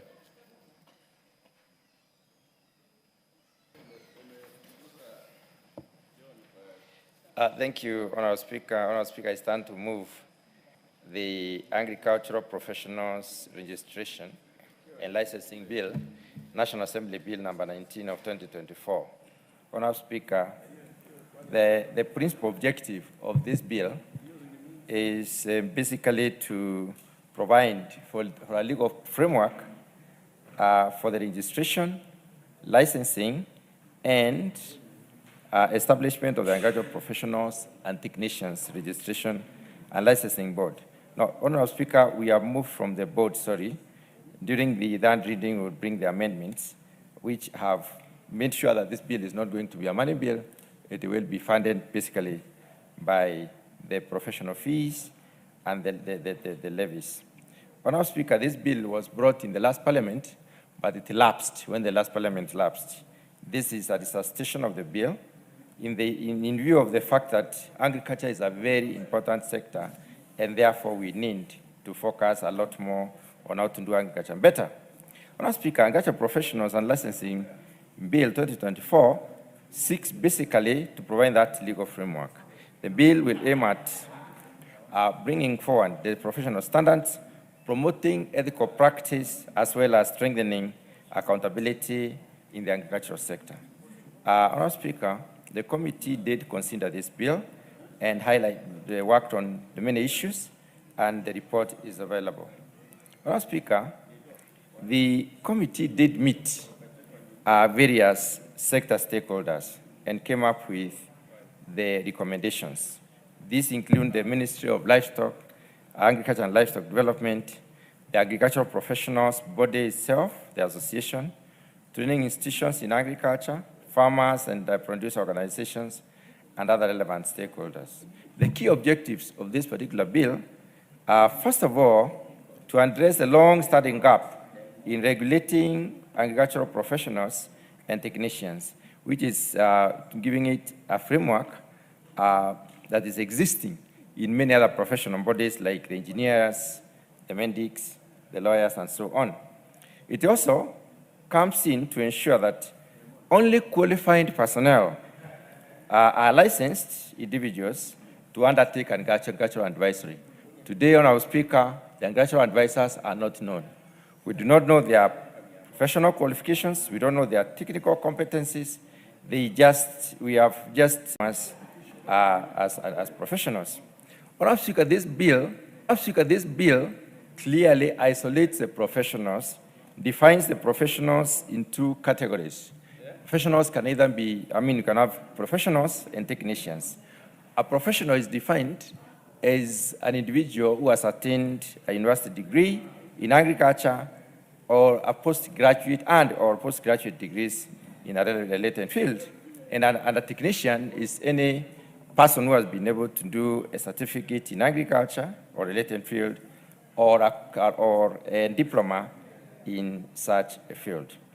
It will also ensure that only qualified individuals, therefore, it will ensure that ethical standards are maintained and upheld, and the competencies are also upheld in due delivery of the agricultural advisory process. It aligns the agricultural sector with the national goals as specified in the Vision 2030, in the agricultural sector transformation and growth strategy, and also in the current government strategy, which is the bottom-up economic transformation agenda. Madam Speaker, this bill basically comes in to organize professionalism in a very important sector, the agricultural sector. Agricultural sector is the sector that basically is the mainstay of this economy. We talk about agriculture being the backbone of the economy because most of the foreign exchange earnings are from agriculture. Most of the jobs are from agriculture. Most of the food is produced from the sector, Honourable Speaker. Therefore, this very important sector does not have clearly defined professionals to manage the operations post-farm, at the farm level and even post-farm. The bill cuts across from the pre-production, where we have preparation of the production materials, all the way to the plate or to the table. And therefore, it looks at the agricultural product value chain, as it were. Madam Speaker, despite the immense contributions that this sector gives, professionals and technicians in the agricultural sector are currently unregulated. This bill therefore seeks to fill this particular gap in ensuring that only qualified and licensed individuals for agricultural advisory and technical services are given that particular responsibility.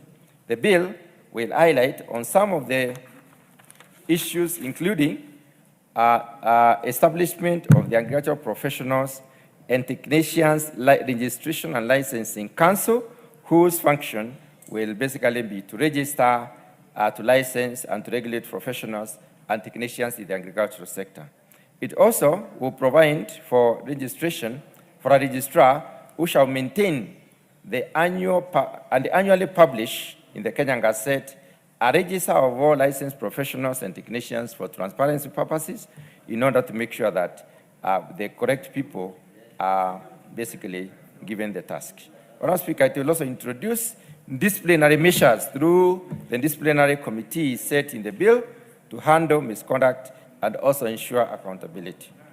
Madam Speaker, the bill basically has a broadened scope to recognize other fields within the agricultural sector. And I would like to highlight some of the fields that have been identified in the definition as agricultural. Madam Speaker, crop production is one of them. Horticulture is another one.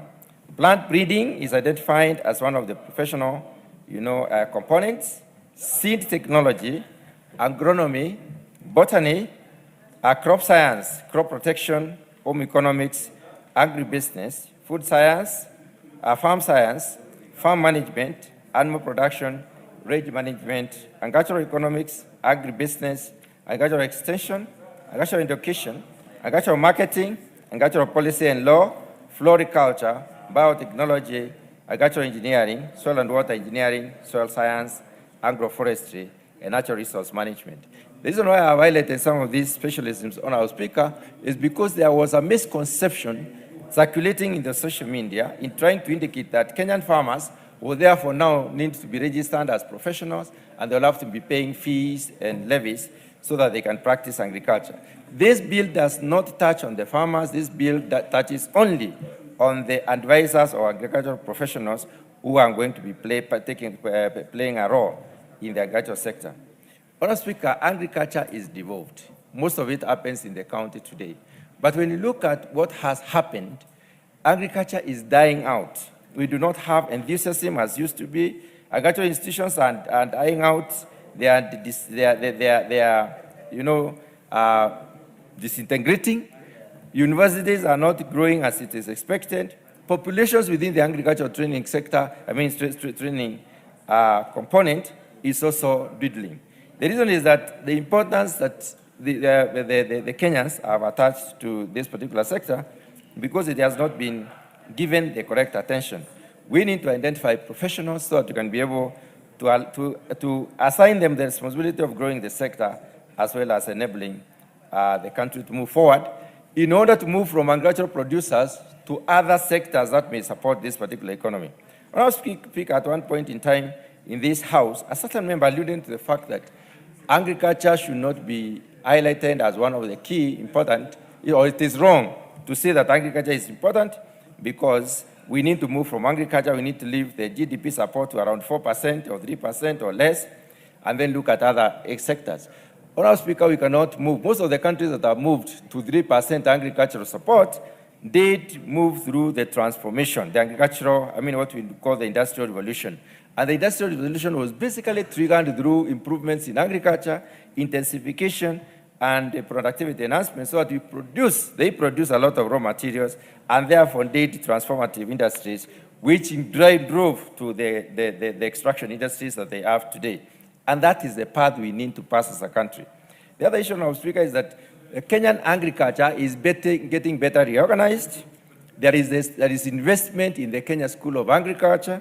I know there are about 8 Kenya schools of agriculture in this particular country, and this Kenya School of Agriculture will be offering post-technical training, retooling, which will enable the agricultural professionals to become better in service delivery. Just like the Law Society of Kenya, just like the Kenya School of Law does retool the lawyers, then the Kenya School of Agriculture will also be enabling the professionals within the agricultural sector to become better and therefore to be able to deliver the service as it were. Honorable Speaker, agriculture is a changing domain. It is changing in the sense that we started with traditional ways of farm practice, using the djembe or the hoe and so on, to mechanization. We have moved from using the seeds to using tissue culture. We have tissue culture by technology advancement. And now, Honorable Speaker, we are talking about genetic engineering. So this is a field that is moving. If we do not identify the professionals in this field and specifically license them, then we are likely to be talking a language that is not commensurate with the changing times and the changing, perspectives within the sector. Therefore, the importance of the bill. Honorable Speaker, agriculture is also a multiple domain. It covers a wide scope, and therefore we need to know who is doing what within which domain, subdomain in the agricultural sector.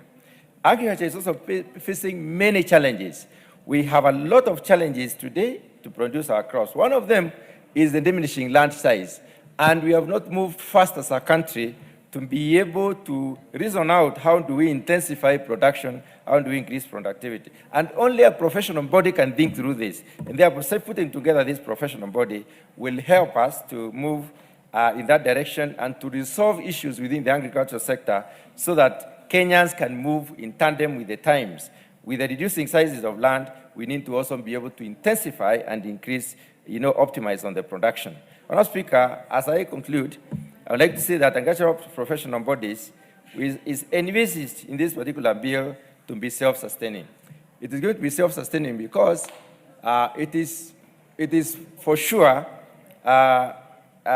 noticeable that most of the agricultural services have been privatized over time. Even if agricultural extension has not been privatized, then we know for the realities that is not really happening. And what has happened is that farmers have had to move to look for professionals to advise them. Honorable Speaker, we are also coming up with a bill on the agricultural extension, agricultural and livestock extension, which gives room for these professionals to take up so that they may be able to offer their services as professional individuals or institutions or bodies. And that is why this bill is key in order to identify, register, and basically regulate these professionals. Honorable, with those few remarks, I wish to move and call upon the Honorable Kibagendi to second.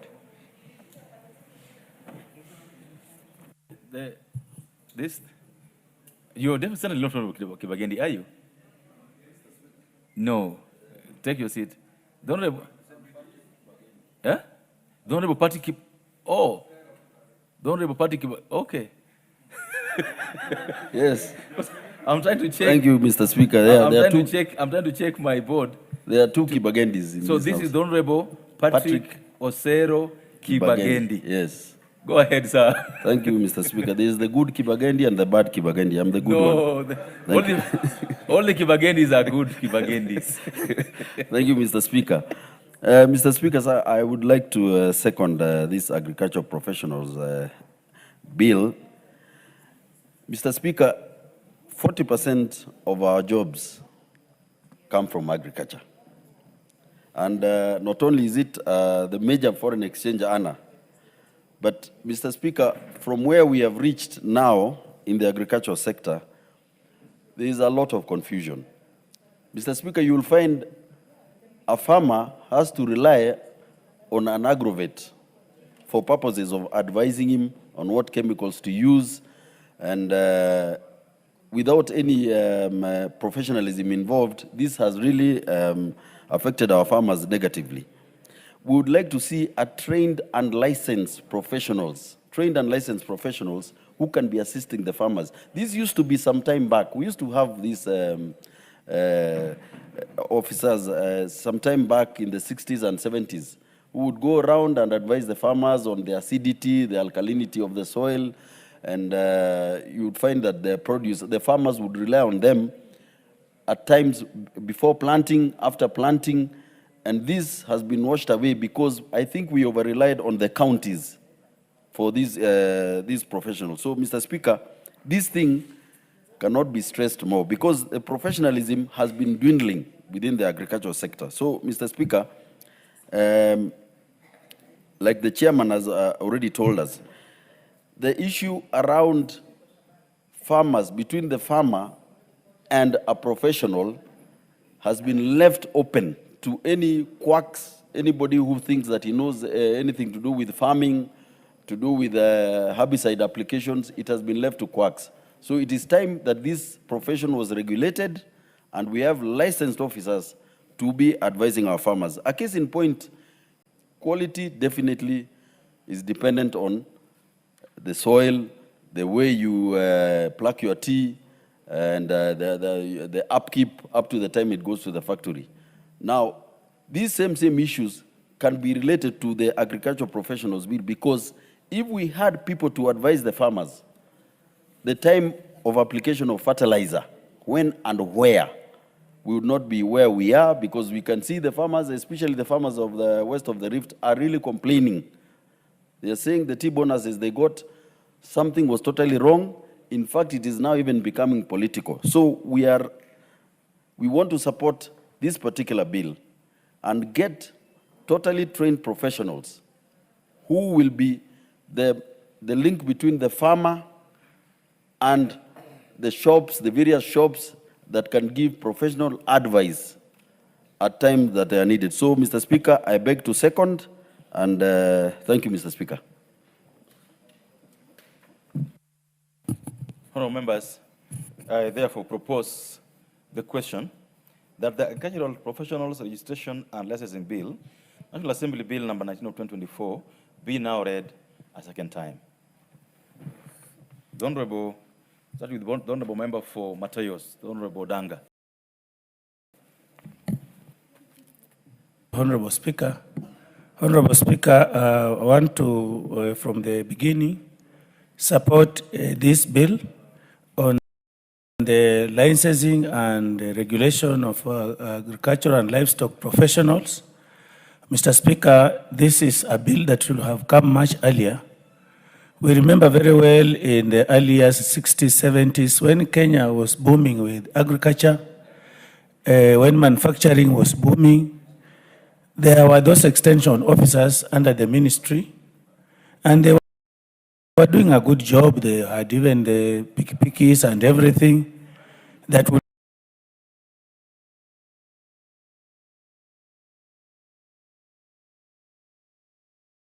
enable them to move. But agriculture, Mr. Speaker, has transformed a great deal around this time. It requires a lot of professionalism. Agriculture, like the chair said in the beginning, gives Kenyans about 40% of jobs.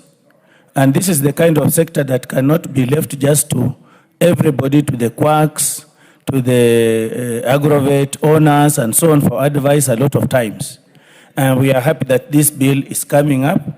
We require to support it so that we have people qualified, licensed, and then retooled, like the establishment of the Kenya School of Agriculture, which has been established, to be able to retool them to give Kenyans the services they require on the farms.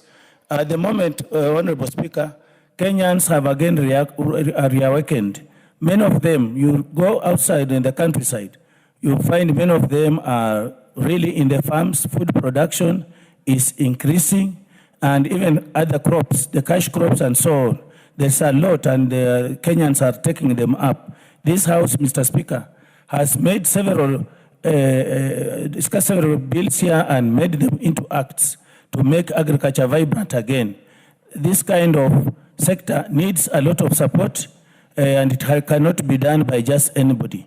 It must be controlled, regulated, and those people providing those services, advisory services, need to be really professionals. With those few remarks, Honorable Speaker, I support.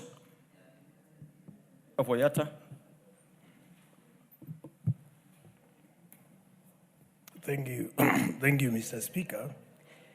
I rise to support from onset Honorable Dr. Mutunga for bringing this particular bill, Mr. Speaker. Importantly, agriculture is the backbone of the economy. It contributes about 25 to 30% of GDP, Mr. Speaker. It employs about 70% of the rural population, Mr. Speaker. If you look at the first one, they have a legal framework, Mr. Speaker, to protect farmers. And that's why I stand to support this particular bill, Mr. Speaker. If you look at currently, Mr. Speaker, we have quacks who have been exploiting farmers, Mr. Speaker. And that's why we need a professional body, Mr. Speaker, to protect the interests of farmers, Mr. Speaker, so that farmers can get proper advice, accurate advice from professionals, Mr. Speaker. Mr. Speaker, we have quite a number of youth who are actually in the field of agriculture, Mr. Speaker. With this particular bill, we are going to encourage many professional youth to join agriculture and to earn properly within agriculture as a sector, as a field, Mr. Speaker. Mr. Speaker, through the bill, we'll be able to enhance service delivery and productivity within agriculture, Mr. Speaker. And that is why it's important, it is timely to have a professional body, a legal framework to protect and advance agriculture, Mr. Speaker. Kenya, we have Vision 2030, Mr. Speaker. This particular bill aligns with that Vision 2030, Mr. Speaker, whereby agriculture as a sector is actually envisaged to be able to grow, to be able to have a country where food production can actually be at the same level with what we have in the first one, Mr. Speaker. And that cannot be attained unless we have a legal body that regulates agriculture as a sector, Mr. Speaker. Importantly, Mr. Speaker, we need to strengthen accountability and oversight within agriculture, Mr. Speaker.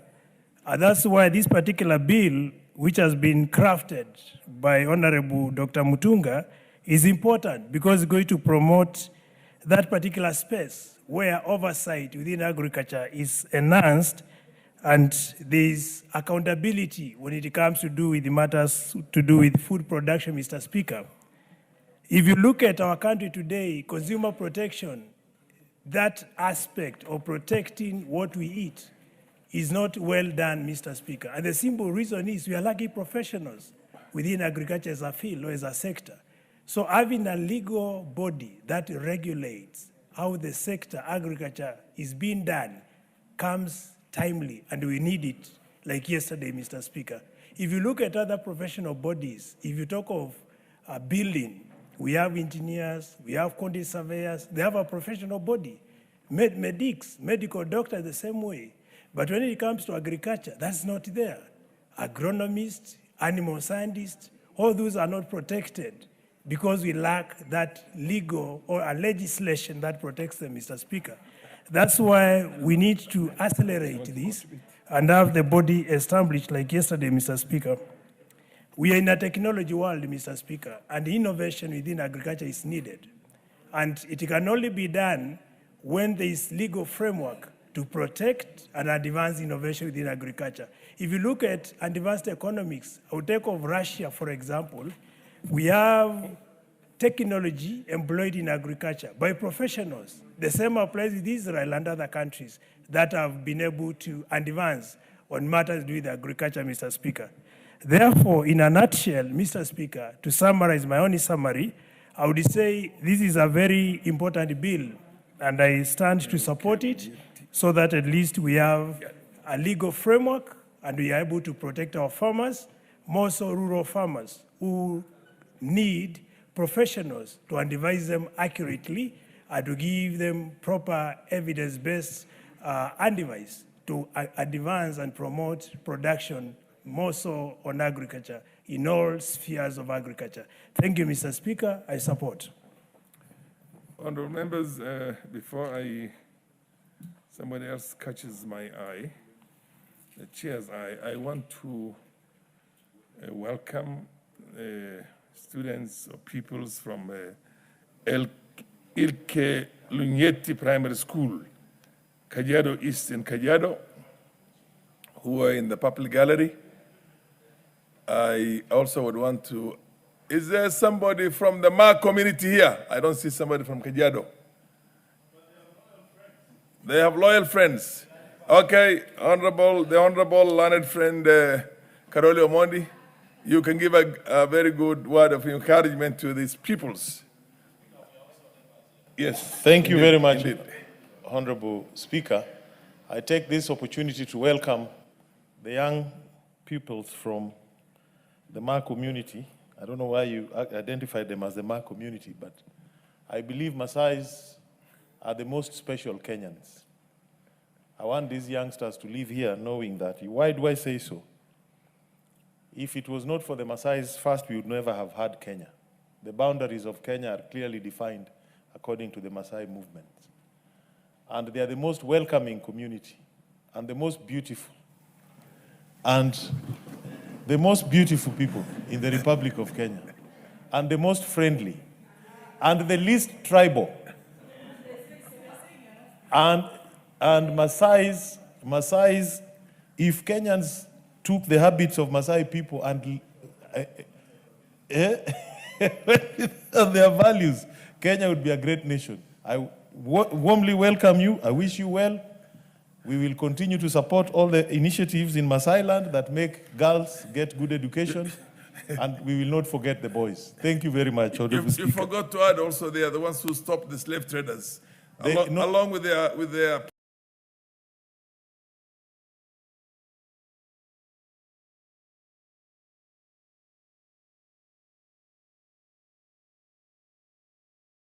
pastoralist northerners. Kali wants to also put in a word because he's a neighbor.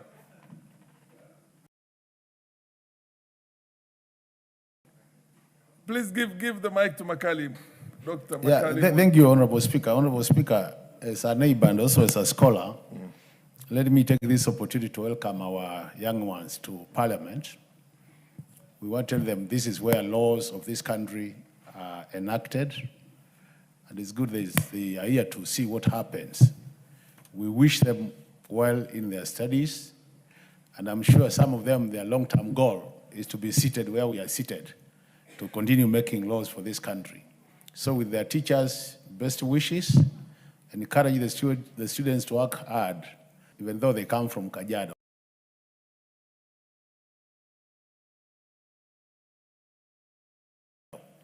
They need to compete with the rest of this country because opportunities are there to be competed for. With those many remarks, Honorable Speaker, most welcome to Parliament. Thank you. I am sure you've heard the peoples from Ilke Lunyeti Primary School. The sky is the limit. I'm sure 20 years, 30 years down the line, many of you will be in this house. I now call upon the Honorable Kainan, and then followed by Dr. Makali Muli. Thank you, Mr. Speaker. Mr. Speaker, on the face of it, this bill is very good. It attempts to professionalize the services of great men and women in a very important sector of our economy, Mr. Speaker, which over the years, we have just decided to give lip service. We have said the backbone, know where we come from, agriculture has two aspects, livestock and crop farming. The emphasis in Kenya has been on the crop sector. I hope and pray that Dr. Mutunga, if he's still here, that in his mind, he has the issue of the livestock subsector, which has been neglected. Mr. Speaker, secondly, it is good to have a professional body. And when I have reflected on this, it will bring so many benefits. But again, are we short of legislations? We have sector-based professional bodies. The veterinarians have their own professional bodies. It's an agriculture-based sector. The sugar professionals have their own. We have a pesticides board. We have a number of other boards. So I think one thing that we have to be very careful about is not to over-legislate so that we bring about the issue of jurisdictional conflict, Mr. Speaker, and other unrelated challenges that whenever we pass a bill, somebody will say, this did not meet this was meant to do this.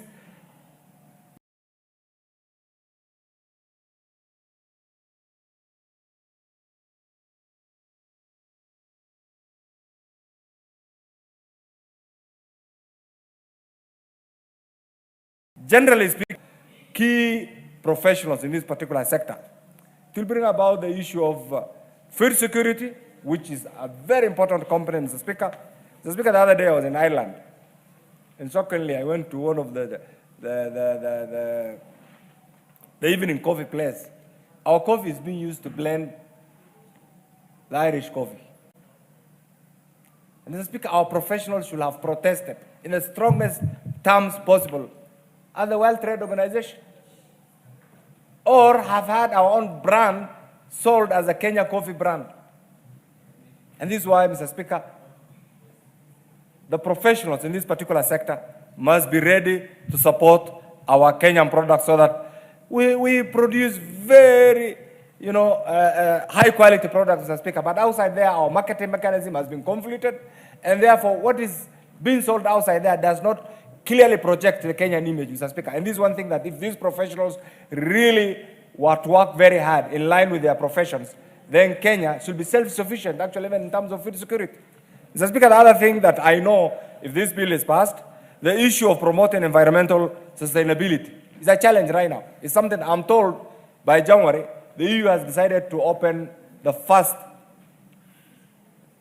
Mr. Speaker, climate-friendly, climate-supportive financial institution, Mr. Speaker, south of Sahara in Nairobi. That is a major achievement. But are we ready, again, to take the advantage of that particular facility? Mr. Speaker, the other bit is we must be innovative. The world has changed. And therefore, these professionals, once put under that umbrella organization, will be the drivers of innovation. And that's what this sector actually requires. Because the issue of land scarcity, the issue of environmental challenge, Mr. Speaker, all these issues can be circumvented, Mr. Speaker, if there is innovation. And therefore, these professionals, once hoping that this bill now will be subjected to critical public participation, that is the other bit that we expect from our agricultural professionals, Mr. Speaker. The other thing is job stability. You have decided to become an agricultural economist, Mr. Speaker. And therefore, in your mind, when you choose that profession, there must be job stability. That job stability can only come if you understand what you do, and there's a bit of regulation, Mr. Speaker, and continuity. And this is one of the things that I hope and pray that this bill attempts to achieve, Mr. Speaker. The other bit, Mr. Speaker, is the issue of career diversity. You can't be static. You have been trained as a veterinarian. You must also be familiar with the other aspects of your job.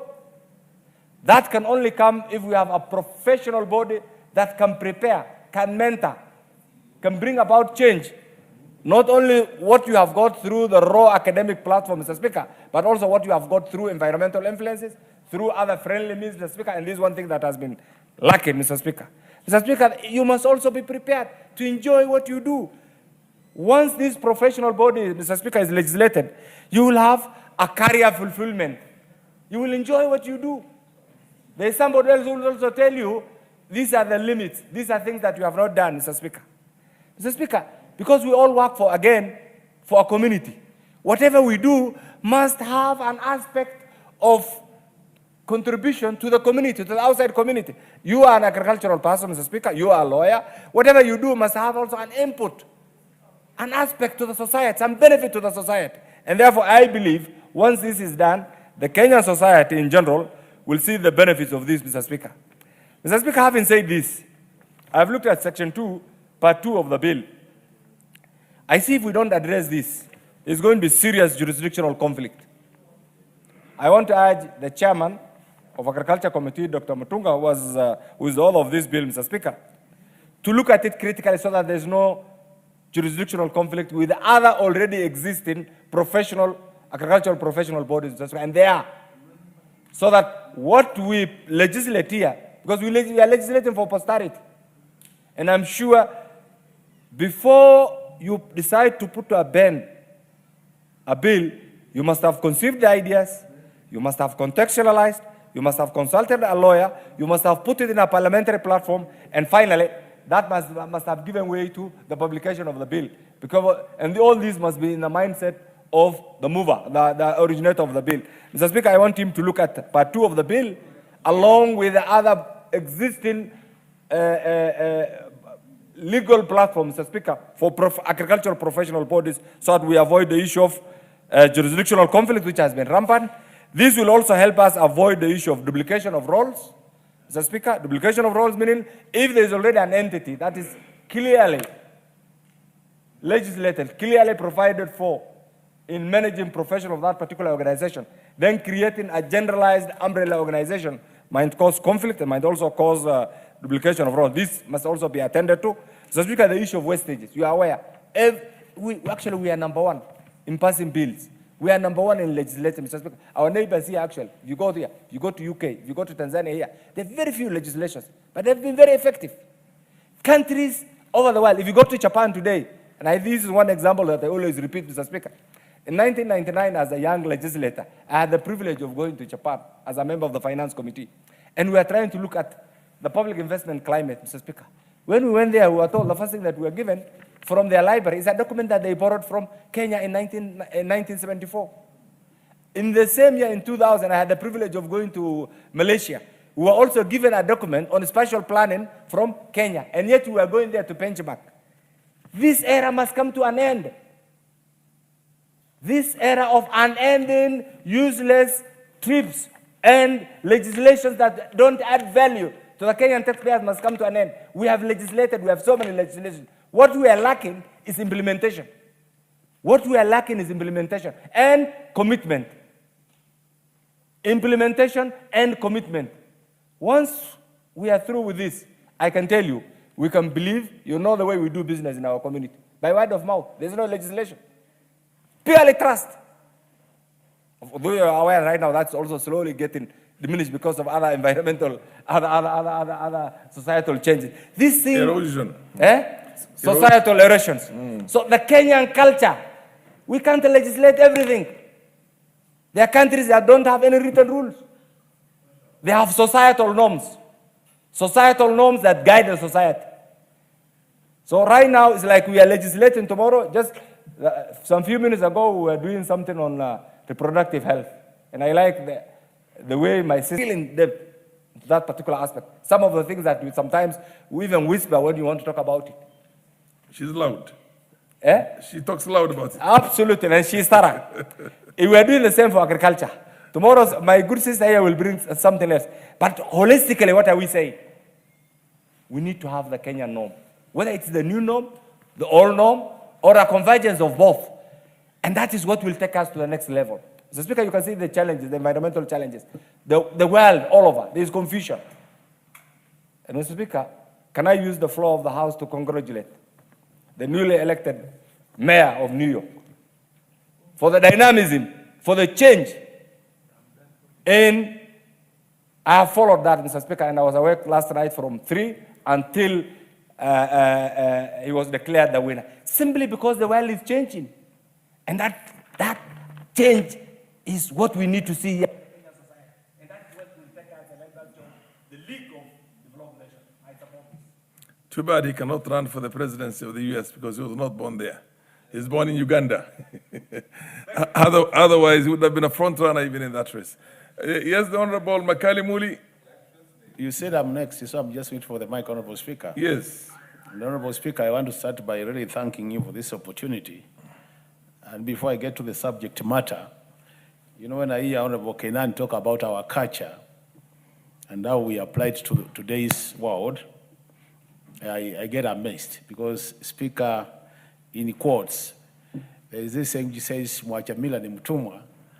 We seem to have ignored that saying, and it was really a saying from wise men. So we've really come with modernization, and we seem to have ignored our culture. At one point, Honorable Speaker, I did work in your region, the whole of Northeastern. I used to do a lot of community work there. And I can tell you for sure, we would say we want 300,000 shillings, and we'll get it in 1 hour. Just because of trust, you know. Your people have really relied on trust. So when I hear the trust bit is getting eroded, I get worried, Honorable Speaker. Let's stick to our culture. Let me come back to this bill, Honorable Speaker. You can't legislate values. Yeah, how I wish we had a way of ensuring they remain. Honorable Speaker, if my memory serves me well,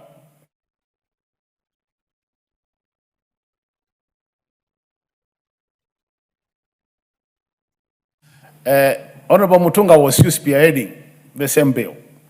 And this bill, the objective is just to have a legal framework which ensures that the professionals in the agricultural sector have a framework to do their work, where we are talking about what is required in terms of qualification, academic qualification, what is required in terms of job training, what it takes to do their work in a most structured way. And that's why I want to support this bill, Honorable Speaker. Honorable Speaker, when I was a young man, and in the lower Form 1, Standard 8, there was this common saying that agriculture is the mainstay of our economy. And then, Honorable Speaker, agriculture sector was the main contributor to our GDP. At the same time, Honorable Speaker, agriculture was the main employer in our economy. And if you look at the statistics, Honorable Speaker, because I remember very well, you realize that a lot of Kenyans had put their efforts in practicing agriculture and ensuring that agriculture is properly done. And I remember at one point, Honorable Speaker, those early days, I used to see what we call extension officers visiting us. My own mom, who we call Ndamulu, has always remained a very serious farmer. And then, Honorable Speaker, our farm used to be what we used to call a demonstration farm. So I would see the whole village being mobilized to come to our farm, and then we have extension officers coming, Honorable Speaker, to come and train farmers how farming should be done. Then the issue of technology was not very much applied, so it was more of manual and the training they were getting in the institutions. Then, Honorable Speaker, we had agricultural training institutions, our colleges, which were really very important. And you realize then, Honorable Speaker, a lot of the professionals actually were going to do agriculture. And if you went to the university to do agriculture, Honorable Speaker, you had to get a job immediately you leave university, and you are among the highly rated professionals then. What has happened over time, Honorable Speaker? Over time, because as a country we've not really put the kind of resources we want to put in agricultural sector, people have been kind of discouraged to do much in agriculture. And that's why we really want this, I want to support this bill, because what this bill is saying is, if you are agricultural professional, Honorable Speaker, now we are giving you a framework so that you can be trained properly, you can be remunerated properly once you leave college, and you can continuously be trained, Honorable Speaker, to ensure that you provide the services expected of you to Kenyans. So this bill is very important, Honorable Speaker, and that's why we think we really need to support it as a House. And this time my prayer is that it doesn't it expires before, we attend the Parliament before it is passed to be an act of Parliament. But there are a few things what we need to observe, Honorable Speaker. This being a professional body, and this has happened with many other professional bodies, the lawyers, the mendics, Honorable Speaker. What we are doing, the current now way of doing things, is to ensure that once we give them the legal framework, Honorable Speaker, then we make sure that in terms of financing this body, then it is self-financing. that the professionals will be paying on a monthly basis or annual basis so that they are able to meet their budgets without really looking at the consolidated fund, Honorable Speaker. In that case, then, we'll ensure that it's a more stable body which can remain over the years without really relying on the exchequer. That is important, Honorable Speaker. The next important point, Honorable Speaker, is also to make sure that it's only professionals who belong to this body, because we have seen some bodies where there's confusion. You realize people who don't meet the minimum requirements to become professionals in that particular discipline, claiming to be professionals. And what is happening, Honorable Speaker, because of these many things are happening, you know, there are these things called honorary degrees, which are coming all over the place. You have honorary degrees in religion, others in other areas. So I hope, Honorable Speaker, people who get these honorary degrees will not claim to be professionals in this area, because honorary degree is an honorary degree. You are given maybe because of your experience in the area, but doesn't make you be a professional in that area. So these are some of the things you need to guard, so that these professionals can be motivated. And Honorable Speaker, I really think, despite the many changes that have happened in this country, agriculture still remains important to our country. Honorable Speaker, as an economist, because I do analysis, I can tell you for sure, Honorable Speaker, any time agricultural sector does well in terms of growth, overall GDP grows well. It actually increases, which means still our GDP growth is so much dependent on agricultural sector that if we ignore this sector, Honorable Speaker, we remain challenged. And that's why, for me, I believe this idea of relying on rains, what we call rain-fed agriculture, Honorable Speaker, is not the strategic. We need to start thinking about irrigated agriculture. That's why I'm so discouraged when I see, when we are campaigning, we promise so many acres of irrigated land. When we are in the office, we do a quarter of what we are promised, Honorable Speaker. I have in mind what we call the Garana Kulalu of Tanariva, Honorable Speaker. This is a serious irrigation project. I wish we were able to implement it, because it will be able to provide food to this country. But you can see implementation has faced challenges, basically because we don't make provisions in terms of resources for that particular important project. So, Honorable Speaker, even as we support this, we need to kind of refocus our energies and our efforts and our resources to the agricultural sector, so that when this framework is there, and we have the right professionals, Honorable Speaker, to provide extension services, then, Honorable Speaker, we can now push our agriculture sector to where it should be. And I want to encourage the county governments, Honorable Speaker, to make sure that even as they recruit, because recruitment has become a critical issue in the county government and very controversial, that they prioritize recruitment of agricultural extension officers, Honorable Speaker, who are professionals, so that our grassroots, our farmers, have the necessary technical support to produce for this country, both food and for export and even for business.